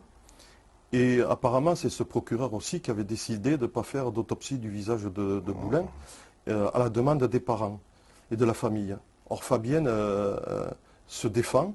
Elle dit qu'elle n'a jamais entendu dire, et ils n'ont jamais donné cet ordre. Cet ordre de ne pas faire d'autopsie. Voilà, c'est pas vrai. Donc, apparemment, Charles Ray a menti. Et c'est bizarre parce qu'on retrouve ce procureur de la République, Charles Ray, dans une autre affaire, c'est l'affaire Bignon. Bignon, on le retrouve mort sur une autoroute, toujours à proximité de l'endroit où Boulin a été tué. La voiture est garée sur le bord de la route, apparemment en panne. Or moi, quand si je tombe en panne sur le bord d'une autoroute, qu'est-ce que je fais? Je m'évite les warnings, je garde les lumières et je mets derrière les glissières. Or lui non, il éteint les lumières, il ne met pas le warning, il gare mal la voiture et il ne se met pas derrière les glissières, il reste au volant de sa voiture. Un camion arrive, catapulte, la voiture prend feu et il meurt. Moi, j'y crois pas. C'est pas possible. C'est tout. C'est un homme intelligent, Bignon. C'était un homme intelligent, Bignon. Donc, Bignon ne peut pas faire ça. C'est pas possible. Or, il faut savoir que Bignon meurt quelques mois après Boulin. Et Bignon et Boulin étaient très copains. Et ils s'étaient vus quelques heures avant que Boulin soit tué. Fontanet également. Il avait rencontré Boulin quelques heures avant qu'il soit tué. Et Fontanet est abattu d'une balle dans le dos alors qu'il revenait d'une réunion. Donc, ce sont des choses, c'est un phénomène qui est vraiment qui pousse à se poser énormément de questions. Et c'est pour ça que j'ai voulu en parler dans mon livre, ça aussi. Alors Robert Boulin, je rappelle, était ministre du Travail. Ministre du Travail. Et en tant que ministre du Travail, je peux vous dire qu'il devait connaître pas mal de choses sur les commissions, les rétrocommissions, etc. Bien sûr. Oui, semble-t-il, il était très très informé. Alors, je ne sais pas si tu en parles dans le livre de l'affaire Bérégovoy. L'affaire Bérégovoy, non, j'en parle pas parce que j'ai pas assez d'éléments et j'ai pas voulu en parler. J'en parle pas, non, pas du tout. L'affaire Bérégovoy, une affaire aussi un peu... qui ressemble un petit peu à cette affaire. Cette affaire Boulin, quoi. On parle d'un suicide un peu étrange avec... Je parle de l'affaire Grossouvre. Alors l'affaire Grossouvre aussi, oui. Effectivement, on le retrouve mort dans son bureau. De l'Élysée. De l'Élysée. Il faut savoir quand même que Grossouvre était en contact avec un gendarme, un capitaine, et qui s'est démontré tout récemment et qui a fait l'intervention du RAID. Bon, donc cet homme était au courant de pas mal de choses. Il était allé au Rwanda, il a vendu des armes alors que l'ONU avait interdit de vendre des armes à la peuplade Hutu à l'époque. Et donc cet homme-là, ce gendarme, je ne donne pas le nom parce que, bon, je crois que je le donne dans mon livre, a été entendu et apparemment il est malade, il a la maladie de Parkinson et donc il ne peut plus trop bien répondre aux questions qui lui sont posées. Il a perdu la mémoire, il a perdu beaucoup de choses et il ne peut plus trop s'expliquer. Ça tombe très bien. Mais moi je n'hésite pas dans mon bouquin de dire que s'il y a eu un génocide au Rwanda, il n'y est pas pour rien. Alors, je ne sais pas si tu abordes aussi Charles Hernu. Non, pas du tout, je ne l'ai pas eu. J'en ai choisi que quelques-uns. Je ne peux pas tout mettre, il y en a tellement. Oui, voilà, il y en a tellement, finalement, oui. Un peu emblématique quand même aussi. Alors, j'avais vu aussi, la mort de Jean de Broglie. Oui, alors là, c'est quelque chose d'assez particulier. Oui. C'est une nébuleuse. De Broglie vivait dans une nébuleuse. C'était un homme bizarre. Tout le monde était au courant, surtout les tripatouillages qu'il faisait, mais personne n'est allé lui dire « attention, tu es en danger ». Ça, je ne comprends pas. C'est la moindre des choses. Moi, je pense qu'on aurait dû même l'interpeller. Oui. On aurait dû lui demander des précisions sur tout ce qu'il faisait. Non, on l'a laissé tranquille, on l'a laissé faire, on l'a laissé se mouiller, s'embourber, jusqu'au moment où il est mort. Il est mort, alors là, d'une manière assez particulière aussi, et il faut lire mon livre parce que je ne peux pas tout dire non plus, parce que sinon après mon livre on ne le lira plus. Mais non, mais c'est vrai que c'est un cas assez particulier là aussi, et j'ai pris un grand plaisir à l'écrire parce qu'on tombe sur la tête là aussi. Ouais, alors moi aussi, je reviens un peu sur la mort, par exemple aussi de Mehdi Ben Barka, parce que ça c'est une affaire qui l'affaire Ben Barka, c'est très ancien. C'est très ancien, Donc c'est un opposant marocain. J'ai pris un grand plaisir à faire cette affaire Ben Barka, à reprendre cette affaire Ben Barka parce que là aussi, il avait tous les services secrets sur le dos. Voilà. C'est incroyable, jusqu'à la CIA. Ah ouais. Ouais, mais il y avait tout le monde. Il y avait le Mossad, il y avait la DGSE, enfin non, c'était pas la DGSE, c'était le SDEC à l'époque. Le SDEC, Il y avait tout le monde. Il avait, apparemment, il faisait même le double jeu, on y avait tout trouvé, ce pauvre homme. Et donc, il disparaît. C'était des petites frappes qui l'ont interpellé, qui l'ont amené dans un piège et qui l'ont soit torturé, On dit ou qu'il a été même, coulé dans un bain d'acide, enfin ce que ou même presque tué. On ne sait pas si c'est les petites frappes qui l'ont tué en le questionnant, ou si ce sont les services secrets qui sont, de son pays qui sont venus pour le tuer. Mais en fait, c'est vrai, et effectivement aussi, on dit que peut-être son corps a été rapatrié et il aurait été jeté dans qu'on appelle ça, un récipient rempli d'acide. Et il semblerait aussi que ça se fait assez régulièrement là-bas. J'en parle aussi effectivement de cette mort possible. Moi, je pense qu'il a été tué en France par ces gens-là, par ces petites frappes, qui ont été tuées, elles aussi, par la suite, hein, parce qu'il fallait surtout pas qu'elles parlent. Hein. Mais c'était des truands, c'était des gens qui étaient manipulés. Et puis a participé aussi le SDEC, a participé les RG, a participé la police plus ou moins. Il y a eu un tripatouillage incroyable. Cette affaire Ben Barka n'est vraiment pas claire. Hein. Elle est vraiment tordue. Et là, pour savoir la vérité, on ne la saura jamais. Mais il y a trop de choses compliquées et bizarres dans cette affaire pour qu'on puisse dire que Ben Barka a été surveillé, c'est sûr. Il fallait le tuer. Il était devenu un homme dangereux. Et c'est comme, alors, une affaire qui fait lien, si j'ose dire, avec le premier sujet, c'est l'affaire du pasteur Doucet aussi. Alors, lui, il était impliqué dans des réseaux pédophiles. Enfin, c'est ce qu'on Le pasteur Doucet était un homme particulier. C'était un homme qui avait des contacts avec des pédophiles, avec des gens qui étaient très connus dans le monde pédophile. Il avait comme amant des hommes qui étaient, qui étaient vraiment mêlés dans des affaires de pédophiles. Mais ce qu'il avait surtout, c'est qu'il avait un carnet d'adresses qui était très bien fourni. Et Yves Bertrand a même dit un jour, Yves Bertrand qui était le patron des renseignements généraux, avait dit qu'il avait un carnet d'adresses fort de 1000 noms et que dans cette liste de noms, il y avait certainement des personnes bien placées. Et quand je dis bien placées, c'est dans la hiérarchie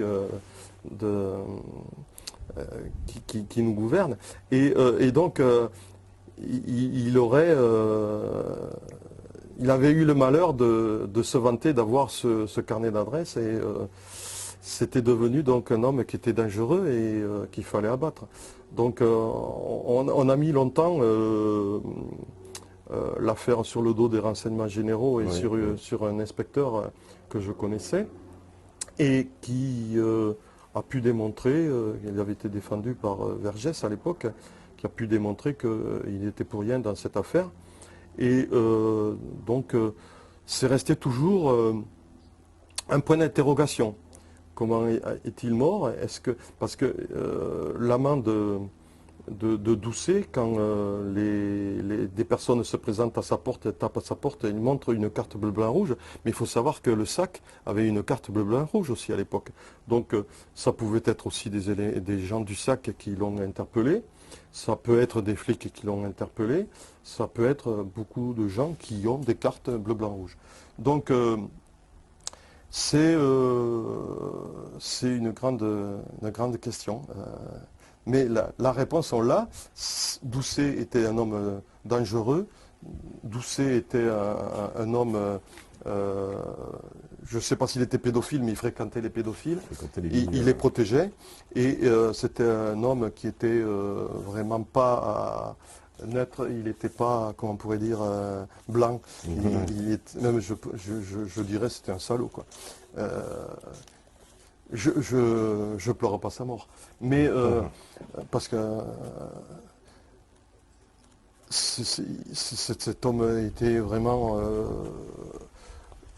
En lisant mon livre, j'apporte beaucoup de preuves sur sa dangerosité. Sur sa dangerosité, ouais, parce que bon, il y en a beaucoup qui avaient essayé quand même de le défendre à l'époque.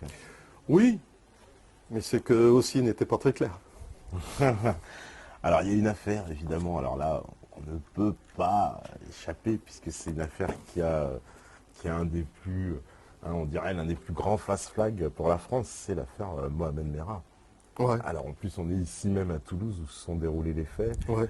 Cette affaire, telle qu'elle nous a été présentée, en tout cas, elle laisse de nombreux doutes, de nombreuses ombres, puisqu'on nous a donné, on va dire, ne serait-ce qu'officiellement, plusieurs versions, hein, puisqu'il y a de la bouche même de Claude Guéant, qui était ministre de l'Intérieur, si je m'abuse à l'époque.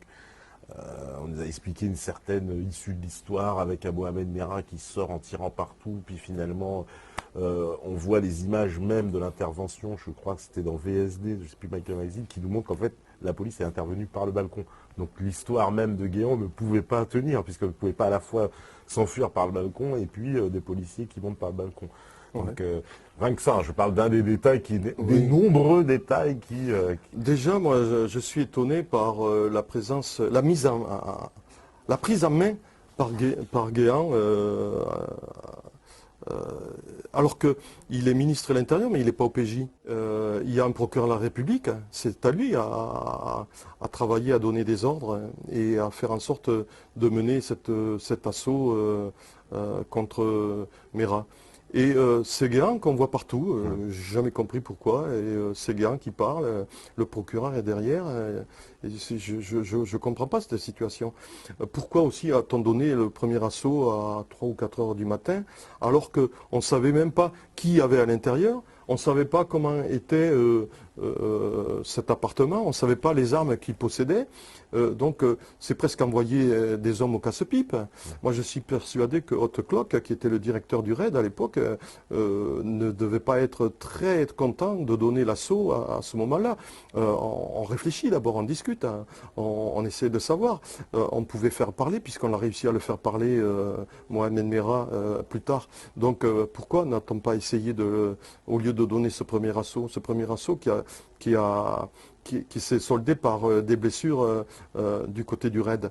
Et même, il y aurait pu y avoir des morts parce que le RAID n'était pas équipé comme pour le second assaut. Donc ils étaient vulnérables, enfin plus vulnérables que pour le second assaut. Puis aussi un truc qui me fait bondir, c'est qu'on a toujours dit que Merah était un loup solitaire. Mais non, c'est pas possible. Moi j'ai été interviewé le lendemain par France Info et j'ai annoncé qu'il n'était pas un loup solitaire et j'ai apporté des preuves. Et il n'y a que M. Squarcini, qui était le directeur à l'époque, qui s'est entêté à dire que c'était un loup solitaire. Et là maintenant on se rend compte que ça n'était pas un, qu'il avait des attaches un peu partout et qu'il a été aidé pour voler le scooter, qu'il a été aidé pour trouver des armes, qu'il a été aidé pour aller en Afghanistan, au Pakistan, etc. En Israël, enfin, il s'est baladé en Israël alors que en s'appelant Mohamed Merah et en ayant un passeport où il y a des tampons de pays qui sont en guerre contre Israël, il rentre en Israël. On se pose quand même des questions. Et ces questions-là, il faut y répondre. Quand on sait qu'il a pu sortir de son appartement alors qu'il y avait un cordon de policiers, il y avait même 2 cordons policiers, il y en avait un assez proche de l'appartement de Merah, il y en avait un qui était un peu plus éloigné. Ils auraient pu largement l'interpeller à ce moment-là. Il sort aux yeux de tout le monde, mais je me pose des questions, comment il peut sortir on dit... il y avait une porte dérobée par derrière. On dit que certains policiers se seraient assoupis. Mais non, c'est pas possible. On ne peut pas s'assoupir. Quand on sait qu'il y a eu tous ces morts, on ne peut pas s'assoupir au volant d'une voiture qui est planquée à proximité d'un homme aussi dangereux. On ne peut pas admettre cette éventualité. C'est inimaginable. Jamais on peut s'assoupir quand on travaille sur un Merah criminel à ce point. Donc ça, moi, je le refute. S'il est sorti, s'il y a quelque chose. Donc il est sorti, il est allé se balader, il est allé voir ses copains aux Isards, il est allé poster la clé USB à quelques kilomètres de Toulouse, parce que c'est pas à côté, hein, où il a amené. Il a téléphoné pour revendiquer son acte. Il a trouvé une cabine téléphonique, il est revenu, il est rentré, etc. Et il s'est même rendu compte, et il le dit plus tard quand il discute avec le RAID et celui qui mène les discussions, il dit qu'il a vu des voitures stationnées autour de lui et qu'il savait qu'il y avait des policiers. Donc là aussi, je me pose des questions. Pourquoi est-il rentré à ce moment-là, puisqu'il savait qu'il allait être interpellé ou assassiné? Et puis, la troisième question que je me pose, c'est que pourquoi avons-nous réalisé 32 heures de siège et que subitement, on décide de donner l'assaut? Je ne comprends pas. Ce siège pouvait durer, puisqu'il commençait à faiblir. Il avait reçu tout un tas de grenades assourdissantes qui avaient même fait exploser les tympans. Il était complètement inondé puisque les premières bastos des policiers du raid avaient percé les tuyauteries, il nageait dans l'eau, il commençait à avoir froid, il n'allait pas manger. C'était un homme qui, si on avait laissé le temps, il allait être plus ou moins affaibli. Non, on donne l'assaut. On donne l'assaut, il n'y a pas eu de la crie, on n'a pas essayé de l'endormir. Rien du tout. On avait entendu Christian Proutot à l'époque dire mais je comprends pas, on pouvait l'endormir et l'interpeller très facilement. Je me pose des questions, je me dis pourquoi a-t-on donné l'ordre de donner l'assaut à ce moment-là? Pourquoi n'a-t-on pas encore attendu un petit peu? Ou pourquoi non? Parce que on savait, il annonçait, je ne me rendrai pas. Donc on savait qu'il allait, s'il donnait l'assaut à ce moment-là, on savait qu'il allait riposter, et s'il y avait une riposte, c'est qu'il allait être tué. Il avait un gilet pare-balles, certes, mais on pouvait le toucher au visage, on pouvait le toucher aux jambes et même au bas du ventre, puisque ça ne descend pas en totalité, parce qu'il avait un petit gilet pare-balles, apparemment un gilet pare-balles qui appartenait à une femme. Et puis ce que je ne comprends pas dans ce petit périmètre, il faut savoir que l'appartement de Meyrat fait 6 mètres sur 6 à peu près, une trentaine de mètres carrés. Il est caché dans la salle de bain et pour aller jusqu'au balcon, il faut qu'il passe dans le salon.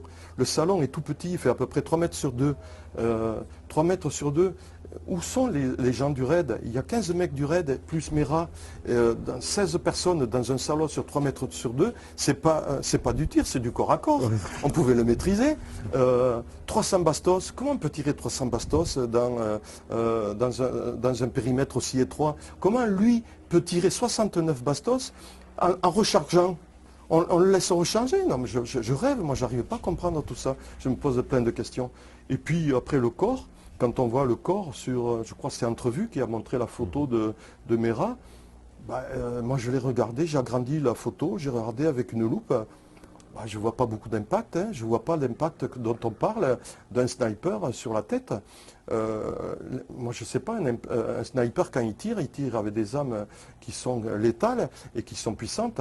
Si apparemment il est touché à la tempe gauche et sur la photo effectivement il a un peu le visage tourné, donc on ne voit que le visage côté droit. Ça veut dire que la bastos est rentrée dans la tempe gauche et n'est pas ressortie du côté droit. Donc une balle tirée par un sniper qui rentre dans la tempe gauche et qui ne ressort pas de l'autre côté, on me pose des questions là aussi. Donc il y a plein de choses qui font que... il y a aussi la revendication qui est faite par le papa de Meyrat, qui dit que lui, il a une discussion qui est faite avec le RAID qui n'est pas tout à fait, et qui n'est même pas du tout celle qui est officielle. Et comment n'arrive-t-on pas à récupérer comment on pourrait dire ça, cette transcription de la discussion entre le RAID que le papa de Mohamed Meyrat possède? Il y a plein de choses que je trouve bizarres. On permet Mohamed Meyrat, on cherche Mohamed Meyrat et on trouve un boxeur qui s'appelle Mohamed Meyrat et on le suit et on perd du temps. Alors que Mohamed Meyrat, on sait tous qu'il est à Toulouse. Pourquoi tout ça? Pourquoi tous ces problèmes? Pourquoi on n'arrive pas à le suivre quand il est... Pourquoi aussi on n'a plus cette fiche S sur Mohamed Meyrat? Mais il y a plein de choses qui font que... Oui, puis les témoignages qui sont contradictoires, les gens qui ont vu le tueur, on va dire, avant l'histoire de Zora, c'est des gens qui décrivaient un personnage qui ne lui ressemble pas du tout. Ils parlaient d'un grand avec les yeux bleus, avec un tatouage, etc. Enfin, quelqu'un qui n'a pas du tout... Alors là... C'est les témoignages qui ont été recueillis. Oui, mais alors il faut quand même dire que les témoignages sont toujours très fragiles. Hein. Ouais. C'est vrai, ça ne correspond pas du tout à la silhouette de Meyrat, ça ne correspond pas au visage de Meyrat, puisqu'il n'a pas de tatouage sur le visage. Mais moi, je me suis rendu compte pendant 30 ans de police et plus que les témoignages sont très très très très fragiles, hein. Donc cette dame, peut-être, bon, bah, elle a mal vu, puis elle a peut-être fantasmé, j'en sais rien, je sais pas. Mais c'est totalement, euh, c'est pas du tout le visage de Mera, c'est sûr. Ouais, ouais. Donc, moi je pense que Parce qu'il y a aussi l'histoire que les enfants, alors il semble, je ne sais pas si tu pourrais le confirmer, mais il semble qu'il n'y ait jamais eu d'autopsie des enfants qui ont été assassinés dans l'école. Alors que dans toutes les affaires criminelles, normalement, il y aurait dû avoir une autopsie, mais obligatoire. alors là, Ah, c'est le seul élément que je n'ai pas. D'accord. Non, il semble qu'on ait Euh, rapatrié les corps directement en Israël, sans autopsie, sans rien. C'est bizarre. C'est bizarre parce que ça va à l'encontre de ce qui devrait se faire. Mais, Voilà, tu confirmes bien dans ces cas-là, normalement, non, il aurait mais- dû avoir une autopsie. Dans toute affaire comme ça, il y a une ouais, autopsie, forcément. je pense qu'il doit y avoir eu, ça doit avoir été fait. Comme il y en a qui disent que les enfants n'ont jamais été tués. Il Oui. faut pas pousser le bouchon aussi loin, J'ai quoi. entendu ça. C'est de la folie. Après, il se dit n'importe quoi aussi, il faut faire attention, hein. Mais il est vrai que cette affaire Mera, moi je développe une vingtaine de points qui sont très obscurs. On trouve aussi une carte d'un policier dans le box où il y avait le scooter. Que fait cette carte de policier dans le box du scooter, où il y a le scooter? Il y a plein de choses Ouais, comme le ça qui scooter sont lui-même, bizarres. qui Ouais, a ouais. été annoncé noir, puis blanc, et Ouais, puis on a il changé a la été couleur. maquillé, bon, ça peut se faire, pourquoi pas. Mais il y a plein de questions. Et donc là, dans mon bouquin, j'ai une vingtaine de questions que j'essaye d'élucider et où j'apporte ma patte pour essayer de démontrer que c'est pas tout à fait ce qui se dit, quoi. Et comme il y a eu, alors aussi, justement, après cette affaire Mera, on va dire qu'il y en a eu une autre, c'est l'affaire Nemouche, aussi, avec l'attentat de Bruxelles, où c'est un peu aussi pour le moins étrange quand même que ce présumé tueur se balade donc en plein Marseille avec le fusil qu'il a utilisé, avec la vidéo exacte sur lui, enfin il a tous les éléments, bon c'est pratique, on l'attrape, en plus ce sont des douaniers dans un bus aussi, c'est une situation un peu bizarre, enfin les douaniers dans les bus c'est pas commun non plus. Ouais, ouais. Et donc il se fait attraper, puis il a tout sur lui, c'est quand même pratique, parce qu'il a le fusil, il a le machin, il a la vidéo, il a tout, bon bah il n'y a plus qu'à boucler l'enclave, c'est terminé quoi. Il y a, là aussi, je ne veux pas démonter, hein, Ouais. mais il y a aussi, et je m'en suis rendu compte pendant ma carrière, des coïncidences quelquefois qui sont très bizarres. Bon, après, est-ce que cet homme pensait ne jamais être pris et il a pris des risques pour voyager avec toutes ces preuves sur lui? C'est vrai que ça fait bizarre. Ça fait un peu pas Ça- crédible, même ça- un amateur ça- ne le non, ferait. Ne non, le ferait c'est sûr, pas. c'est sûr. Alors, a-t-on affaire à un type bizarre ou fou? J'en sais rien. Mais cette affaire, je l'ai pas suivie spécialement et donc je peux pas trop amener D'accord, ouais. je peux pas trop Mais tu discuter trouves quand dessus. même qu'il y a Et des c'est vrai, éléments c'est vrai, voilà, c'est vrai. d'entrée que ça C'est paraît vrai quand même. qu'on peut se poser des questions. On peut se poser des questions Ça, c'est sûr. d'entrée, quoi. C'est sûr. Et donc parce que justement, alors pour continuer un peu dans cette vague, c'est un peu pour en arriver à un des plus grands false flags de tous les temps, c'est le 11 septembre. Hein, donc on dérive un peu, je digresse Ouais, un peu, ouais, ouais. mais forcément on est obligé de se poser. Parce que voilà, j'étais sous la main et je me dis, toi voilà, qui a cette expérience des services de renseignement, est-ce qu'une opération comme le 11 septembre peut être avoir été menée par des services de renseignement? Alors moi, quand l'affaire du 11 septembre s'est déroulée, on était à Artigat, où il y a la communauté d'Artigat, où Mera, le frère de Mera, Abdelkader, fréquentait déjà ce lieu avec Sabri Essid, etc. On travaillait déjà, il y a longtemps qu'on travaillait sur la communauté d'Artigat, et on nous a demandé de revenir immédiatement parce qu'il se passait des choses étranges. Et donc on est rentré au service et c'est là qu'on a appris que des avions s'étaient catapultés contre les tours et que les tours après s'étaient effondrées. On a vécu ça avec beaucoup de surprises. J'ai su plus tard que les services secrets avaient amené des informations aux États-Unis en disant qu'ils étaient susceptibles de faire l'objet un jour de... Mais ça avait transpiré dans la presse, que les Français avaient prévenu les Américains. Tout à fait. Il y Tout à avait même fait. d'autres pays, je ne me souviens plus lequel, je ne sais pas si c'est pas l'Italie, qui avait transmis aussi des informations dans ce sens. Moi, je me pose des questions, c'est que quand je vois que cette tour s'effondre, parce que les poutres fondent, tout fond sous la puissance du feu, c'est un amas de fumée, tout a fondu et on retrouve le passeport de Mohamed Atta, qui est un des instigateurs de cet attentat. Et il est pratiquement intact, il n'a pas brûlé. Pourquoi tout brûle, tout fond et le passeport ne fond pas, ne brûle pas? L'a-t-on posé là pour faire une signature? Je me pose plein de questions. Quand l'avion percute, Oui, les comment il tours. s'appelle non, Le pas World les Trade tours, Center. non, non, le Le Pentagone. Patagone, ouais. Il est obligé de faire un rase-monte, Oui. d'éviter des lignes haute tension et tout ça. C'est conduit par des apprentis qui se sont, comment dire, habitués à conduire des avions long courrier sur des simulateurs. Ils étaient très forts quand même, hein.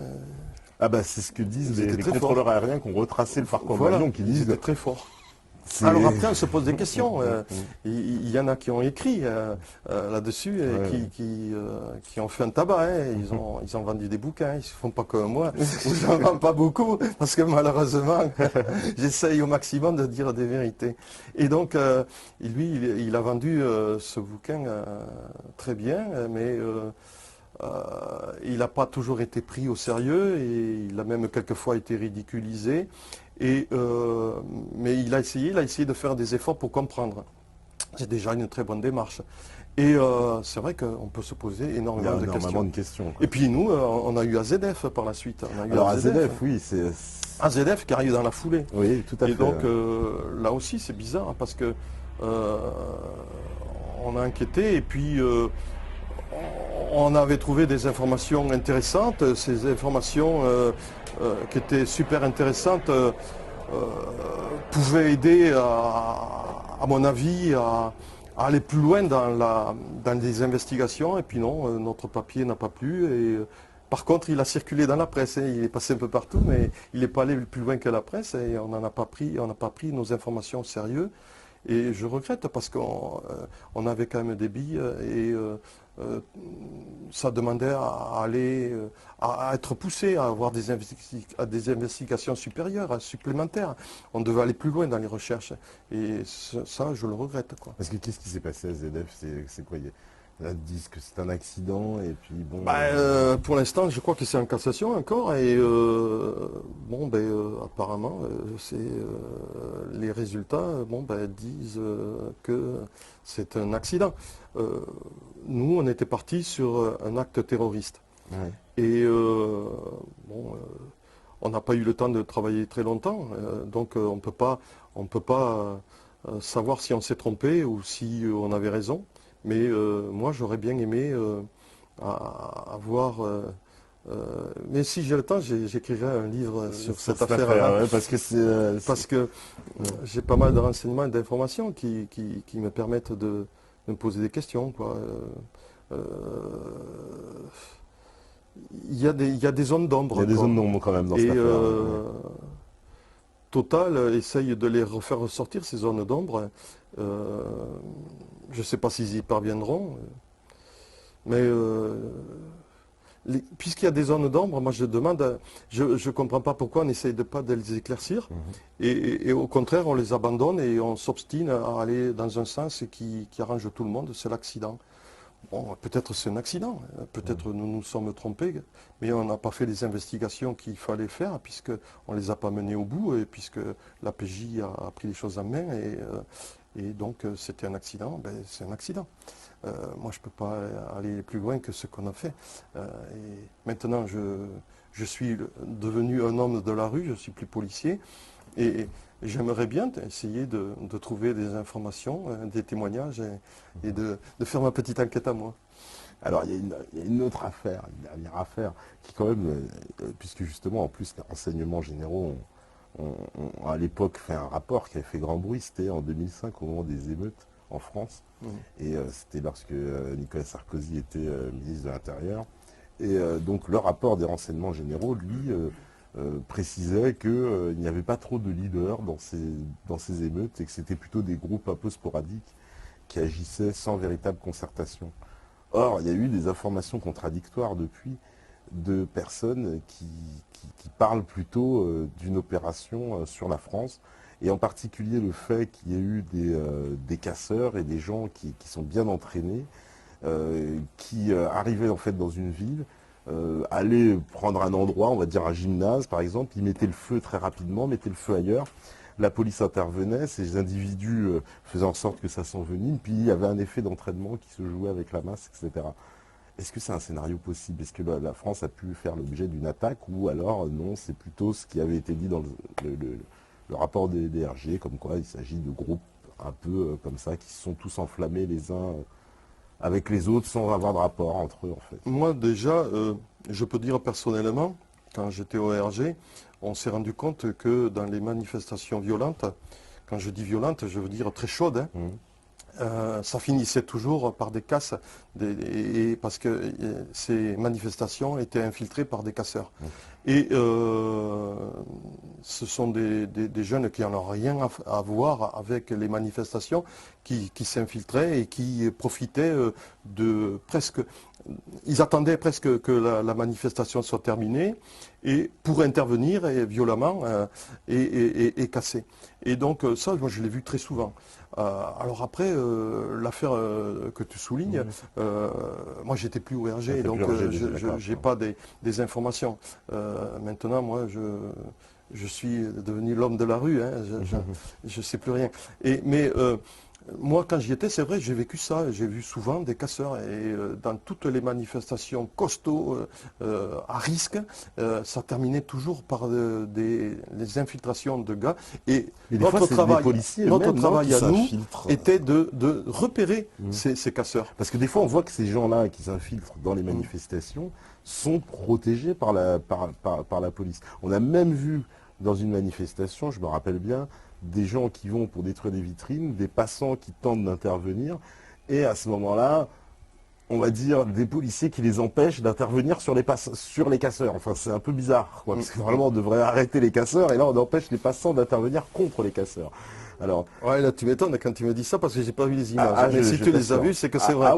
Et donc voilà, je tombe des nues, parce que nous, je peux te certifier que on rentrait dans les manifs, on s'infiltrait dans les manifs nous aussi, on était déguisés, on n'était pas connus, on repérait, on cherchait les casseurs parce qu'on savait qu'ils y étaient, ils allaient y être, et on les désignait aux forces de l'ordre pour essayer de les neutraliser.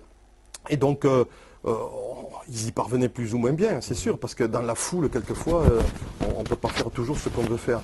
Mais moi, à l'époque, on faisait ce travail-là. Alors, si on en arrive à ce que tu viens de dire, je tombe sur la tête, quoi. Je me pose des questions. Est-ce possible? Ça devient même presque une folie, quoi. Oui, c'est ça. Ah, attends, j'ai un petit peu de micro.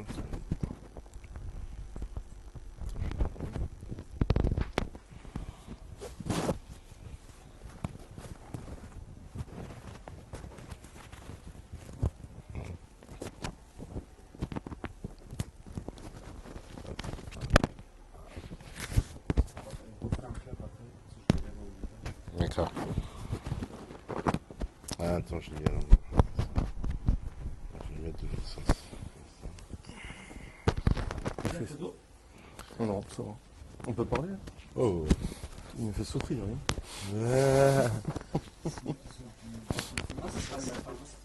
Ah, d'accord. Ouais.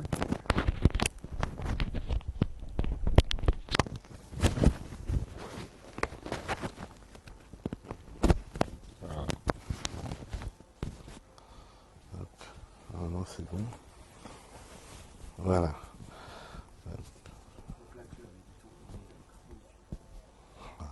Quoi? Et voilà, normalement ça passe, tu m'entends? Ok. Voilà, donc on parlait, oui, de ces manifestations. Alors bon, ouais, c'est vrai, t'as pas eu d'infos là-dessus, mais souvent c'est quelque chose aussi. Alors ça, il y a une autre collusion aujourd'hui aussi qui est assez inquiétante. C'est ce qu'on appelle les antifas, les groupes un peu extrémistes ou la LDJ, qui fonctionnent apparemment de concert avec la police, puisqu'on a vu, alors là on a tous vu ces images dans les manifestations, où au moment où, en général, où ces groupes-là arrivent pour perturber un événement, Ouais. on voit la police s'écarter, puis ils viennent se réfugier derrière la police, et hop, la police refait un nouveau barrage, une fois que les contre-manifestants, on veut dire, essaient de réagir. Oui, effectivement, pendant la marche blanche, on en a discuté un petit peu. Et j'ai pas vu les images, c'est embêtant, il faut que j'essaie de les retrouver. Et on en a discuté, effectivement, on m'en a parlé,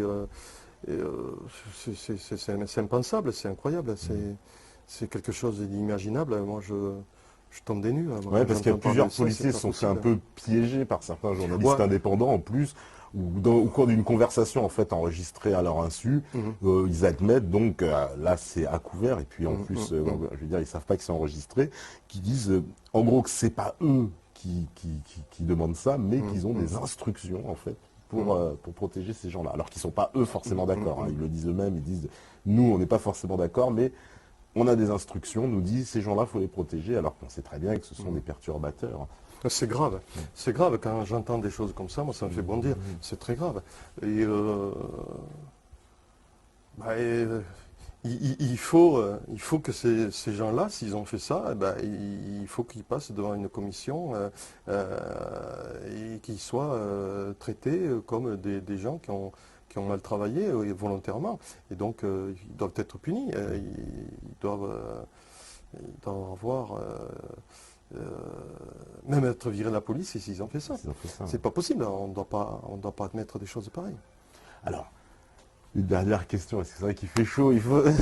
Alors, C'est vrai qu'il est chaud. une dernière question, c'est est-ce que justement, alors nous qui sommes une télévision alternative et qui n'hésitons pas à parler de certains sujets, est-ce que c'est une réalité ou un fantasme que justement les services de renseignement ont les moyens de nous espionner, de savoir et même s'intéressent à nous? Ou alors est-ce que c'est plus un fantasme qu'une réalité, puis qu'on s'intéresse vraiment à des affaires, on va dire, quand on a des éléments, ou alors il y a une espèce de prospection comme ça qui est faite où on espionne un peu tout le monde? Est-ce que c'est un fantasme ça?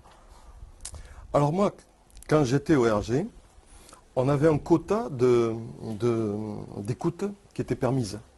C'est-à-dire, je dirais n'importe quoi, je dirais par exemple 40 personnes qui pouvaient être écoutées. Et si on en voulait 41, il fallait en supprimer une, parce qu'on avait un quota qu'on ne pouvait pas dépasser. Quand on argumentait, parce que toutes les écoutes doivent être argumentées, c'est-à-dire qu'on ne peut pas écouter n'importe qui, on doit apporter un dossier, on doit apporter des preuves et on doit apporter aussi les preuves que la personne qui va être écoutée est un danger pour la nation et pour l'État et pour la population. Et donc, si on n'apporte pas ces preuves, le personnage ne sera pas écouté. Les branchements des écoutes sont vérifiés par une commission et les écoutes sauvages ne pouvaient pas être faites, du moins par la police, à mon époque. Maintenant, quand on parle d'écoutes il y aurait une multitude d'écoutes, c'est très difficile aussi à dire parce qu'il y a tellement de personnes qui méritent d'être écoutées et que malheureusement on ne peut pas écouter parce qu'on n'a pas ce quota. Je ne vois pas comment on pourrait écouter une multitude de personnes. Sur Toulouse, il y a 500 000 habitants, 40 personnes, je dis ce chiffre, mais je ne me souviens plus si c'était 40 ou si c'était même en dessous. Et je dis, si sur 5 000 habitants, on ne peut pas, 500 000 habitants, on a droit qu'à un petit quota, tu t'imagines très bien qu'il y a plein de gros bonnets, de gros truands, d'hommes dangereux qui ne sont pas écoutés. Puisque ce quota, pour écouter tous les gens qui sont potentiellement dangereux, ne peut pas être écouté. Donc c'est impensable. Donc moi, en tant que flic, je dis que à mon époque, et là j'en suis sûr à 100%, être écouté comme ça sauvagement, c'était pas possible et c'était un fantasme. Maintenant aujourd'hui, est-ce que ça a changé? Je ne sais pas, je ne pense pas, je ne crois pas, je veux pas ça, j'espère que non. Et par contre, c'est vrai qu'on a toujours tendance à dire, même moi ça m'est arrivé tout dernièrement, j'ai dit c'est pas possible parce que j'avais dit quelque chose et puis c'est sorti de mon entourage. Oui. Et donc, je me suis dit, pas possible, je suis écouté. Et je me suis posé la question, mais après j'ai dit, mais non, il y a tellement de gens qui méritent d'être écoutés, que moi je suis tellement bas dans la hiérarchie des gens qui pourraient être écoutés, que c'est impossible. Voilà. Et donc il faut se mettre dans la position de cette hiérarchie de la violence. Un petit militant n'a pas la pointure d'un homme à être écouté. Les gens potentiellement dangereux, ce sont les terroristes. Et je suis persuadé que des méras, il y en a tellement que même ils ne sont pas tous écoutés. Et ils ne sont même pas tous suivis parce qu'on n'a pas assez de flics. Parce que des méras, il ne doit pas y en avoir qu'un, il doit y en avoir une multitude. Et puisqu'ils partent tous s'entraîner là-bas, ils reviennent tous en France, donc en France ou dans leur pays de départ. On n'a pas assez de fonctionnaires pour pouvoir, et d'écoute pour pouvoir suivre tous ces gens-là. C'est pas possible. Donc, on ne peut pas écouter non plus un militant de base. C'est pas possible. Mais une écoute, quand même, tu me confirmes, techniquement, c'est très simple. Avec les portables, on se branche informatiquement. C'est pas... Ah ben, les écoutes sont faites régulièrement. Il y a un gars qui est spécialisé qui demande avec des feuilles qui sont signées par le préfet, par le ministre, parce que nous, au niveau des renseignements généraux, ce sont des écoutes administratives, ce ne sont pas des écoutes pénales. Hein. Donc ce sont des écoutes qui sont signées par le préfet et par le ministre de l'Intérieur. Et donc, dès qu'elles sont autorisées, avec ce papier, eh bien, les opérateurs font le nécessaire pour faire les écoutes. Et donc après, on a la possibilité d'entendre tout ce qui se dit, qui part de cet homme qui est écouté et qui arrive chez cet homme qui est écouté. Ensuite, bon, ben, des écoutes sauvages, moi, ça peut arriver. Si ça arrive, ce sont des gens que je n'ai pas connus ou qui sont manipulés, je ne sais pas. Moi, franchement, je suis honnête, hein, je n'ai jamais vu et entendu dire qu'il y avait des écoutes sauvages au RG pendant que j'y étais. Et au tout début, c'est vrai que c'était plus... c'était moins serré que maintenant. Maintenant, on a des obligations qui sont autres que celles que quand je suis rentré dans les années 1970, où on avait tout autour de nous un aéropage de gens bizarres qui appartenaient à la mafia, qui appartenaient au SAC, qui appartenaient à plein de gens. J'ai connu même ces personnages qui nous essayaient même de nous donner des ordres.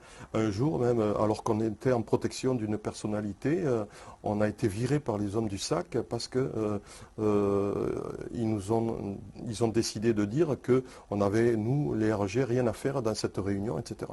Bon, bref, il est clair que peut-être ces gens pratiquent des écoutes. Après, est-ce que les services secrets les manipulent pour faire le travail à leur place? Ça c'est autre chose. Et pourquoi pas, mais j'en ai pas les preuves et je ne peux pas l'avancer non plus. D'accord. Alors, dernière question. Est-ce que... Je m'attends au pire. Voilà. Non, justement. Est-ce que moi, j'ai envie de savoir, enfin, la question que j'imagine en plus beaucoup de gens se posent, c'est est-ce qu'on est tous fichés, quoi? Est-ce qu'il y a vraiment... Parce que moi, il y a la grande légende qu'on me dit, je veux au RG, je vais taper mon nom, moi c'est Patrick Donte, hop, on va taper Patrick Donte, et puis on va me sortir, voilà, mon dossier psychologique, ce que j'ai fait, où je suis allé à l'école, avec qui je traîne, ce que je mange, jusqu'à mes goûts, etc. Est-ce que c'est vrai, c'est un dossier comme ça, un dossier, ou bon, non, ça c'est un fantasme aussi? Alors il y avait des fiches, puisque les RG, ça n'existe plus. Hein. Oui. Oui. Après la décennie, je ne l'ai pas connue. Et après la décennie, c'est comment dire, ciblé sur un travail bien précis, c'est surtout l'antiterrorisme. Donc les fiches, bien sûr qu'elles existent. Mais les fiches, c'est quoi? C'est un document de travail. Par exemple, un homme politique. Tous les hommes politiques sont connus. Tous les maires sont connus. tout le monde est fiché, puisqu'on a besoin de le connaître. Puis tout le monde connaît son curriculum vitae, même quelquefois on allait les voir carrément, on tapait à la porte. On Ah, vous demandez de compléter. Bonjour, voilà. Mais oui, c'était rien de grave, c'était simplement, comment dire, un curriculum vitae. Et même, ça permettait d'éviter des erreurs. Parce qu'on pouvait parfois se tromper, pourquoi pas. Et après, il y a les individus qui sont dangereux. Ça, c'est autre chose. Ceux-là... on fait une distinction quand même entre le citoyen lambda et le dangereux. Il y a le côté administratif et le côté dangereux. Ces hommes dangereux sont fichés, du moment où on a pu les identifier. Oui. Et cette fiche nous permet de pouvoir les suivre, parce que ces gens peuvent toujours apparaître, même s'ils passent un laps de temps de quelques mois sans se faire remarquer, ils peuvent rebondir et réapparaître. Donc nous, on a cette fiche, hop, ah oui, il habite là, et on va vérifier, on va directement donc à l'endroit où il habite. S'il habite plus là, ben, on rectifie la fiche, on met la nouvelle adresse. Donc c'est un suivi de travail, c'est un travail qui est obligé pour faire un suivi sur ces hommes qui sont très dangereux. Si on n'avait pas de fiche, on ne pourrait pas travailler. Et donc après, je pense que des gens très connus sont fichés parce qu'on a besoin de connaître leur curriculum vitae, parce que ce sont des hommes... Ces fiches, elles sont bien protégées quand même. Tout le monde y a accès. Parce que bien sûr qu'elles sont protégées, heureusement. Non, parce que en plus, vous savez que des choses très indiscrètes. Vous avez accès à votre fiche. Si vous pensez avoir une fiche, vous pouvez faire une demande auprès de la police pour pouvoir... connaître l'information. Ah oui, pour pouvoir... regarder votre dossier et savoir ce qui se dit sur votre dossier. La CNIL le permet. La CNIL le permet, bien sûr. Donc, intéressant à savoir. Il faut savoir que ces fiches ne sont pas cachées. Elles sont à la disposition des gens qui veulent les consulter. Et, mais la plupart du temps, les gens ne les consultent pas. Moi, j'ai jamais connu, pendant que j'étais au RG, des personnes qui ont demandé à consulter leurs fiches. On n'imaginait pas, très sincèrement, je n'imaginais pas que ça pouvait se demander. Moi, je pensais que les RG allaient la conserver. Ouais. Et jamais, c'est plutôt intéressant de savoir. On peut donc aller demander sa fiche de RG si elle existe. Bien sûr, tout à fait. Moi, je vous invite à aller le faire, en tout cas. Aller fonder un peu les RG. En tout cas, merci beaucoup, Gilbert, pour cette entrevue, pour le Métatour. On va remontrer, oui, les livres, donc les coups tordus des services secrets français. Donc là, qui vient de sortir en mois de mars. Voilà, c'est pour ça que je montre celui-là en premier, puisque c'est le dernier bébé, si j'ose dire. Voilà, tout à fait. Voilà. Donc les coups tordus des services français, une façon de savoir un petit peu plus sur les grandes affaires et les grandes affaires de ces 30 dernières années. Édition Codken.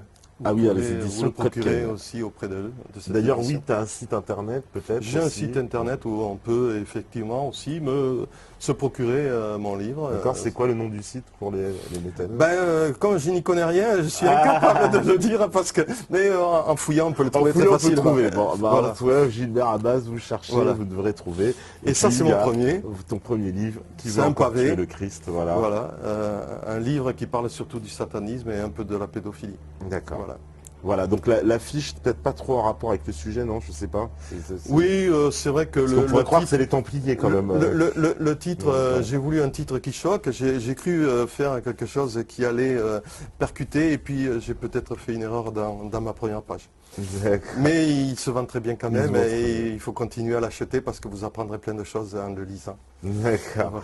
Merci beaucoup pour nous avoir accueillis ici à Toulouse, sur le Métatour. Merci Steph à la régie, à Renaud, à Liès aussi qui sont avec nous. Eh bien, moi je vous remercie aussi de m'avoir écouté et d'avoir eu la patience de m'écouter. Il n'y a aucun problème, et je pense qu'ils apprécieront beaucoup parce que c'était une entrevue très très intéressante. Donc amis du Métatour, on se retrouve pour une prochaine étape, parce que vous savez très bien que si vous écoutez ce message, c'est que vous êtes la résistance. Salut!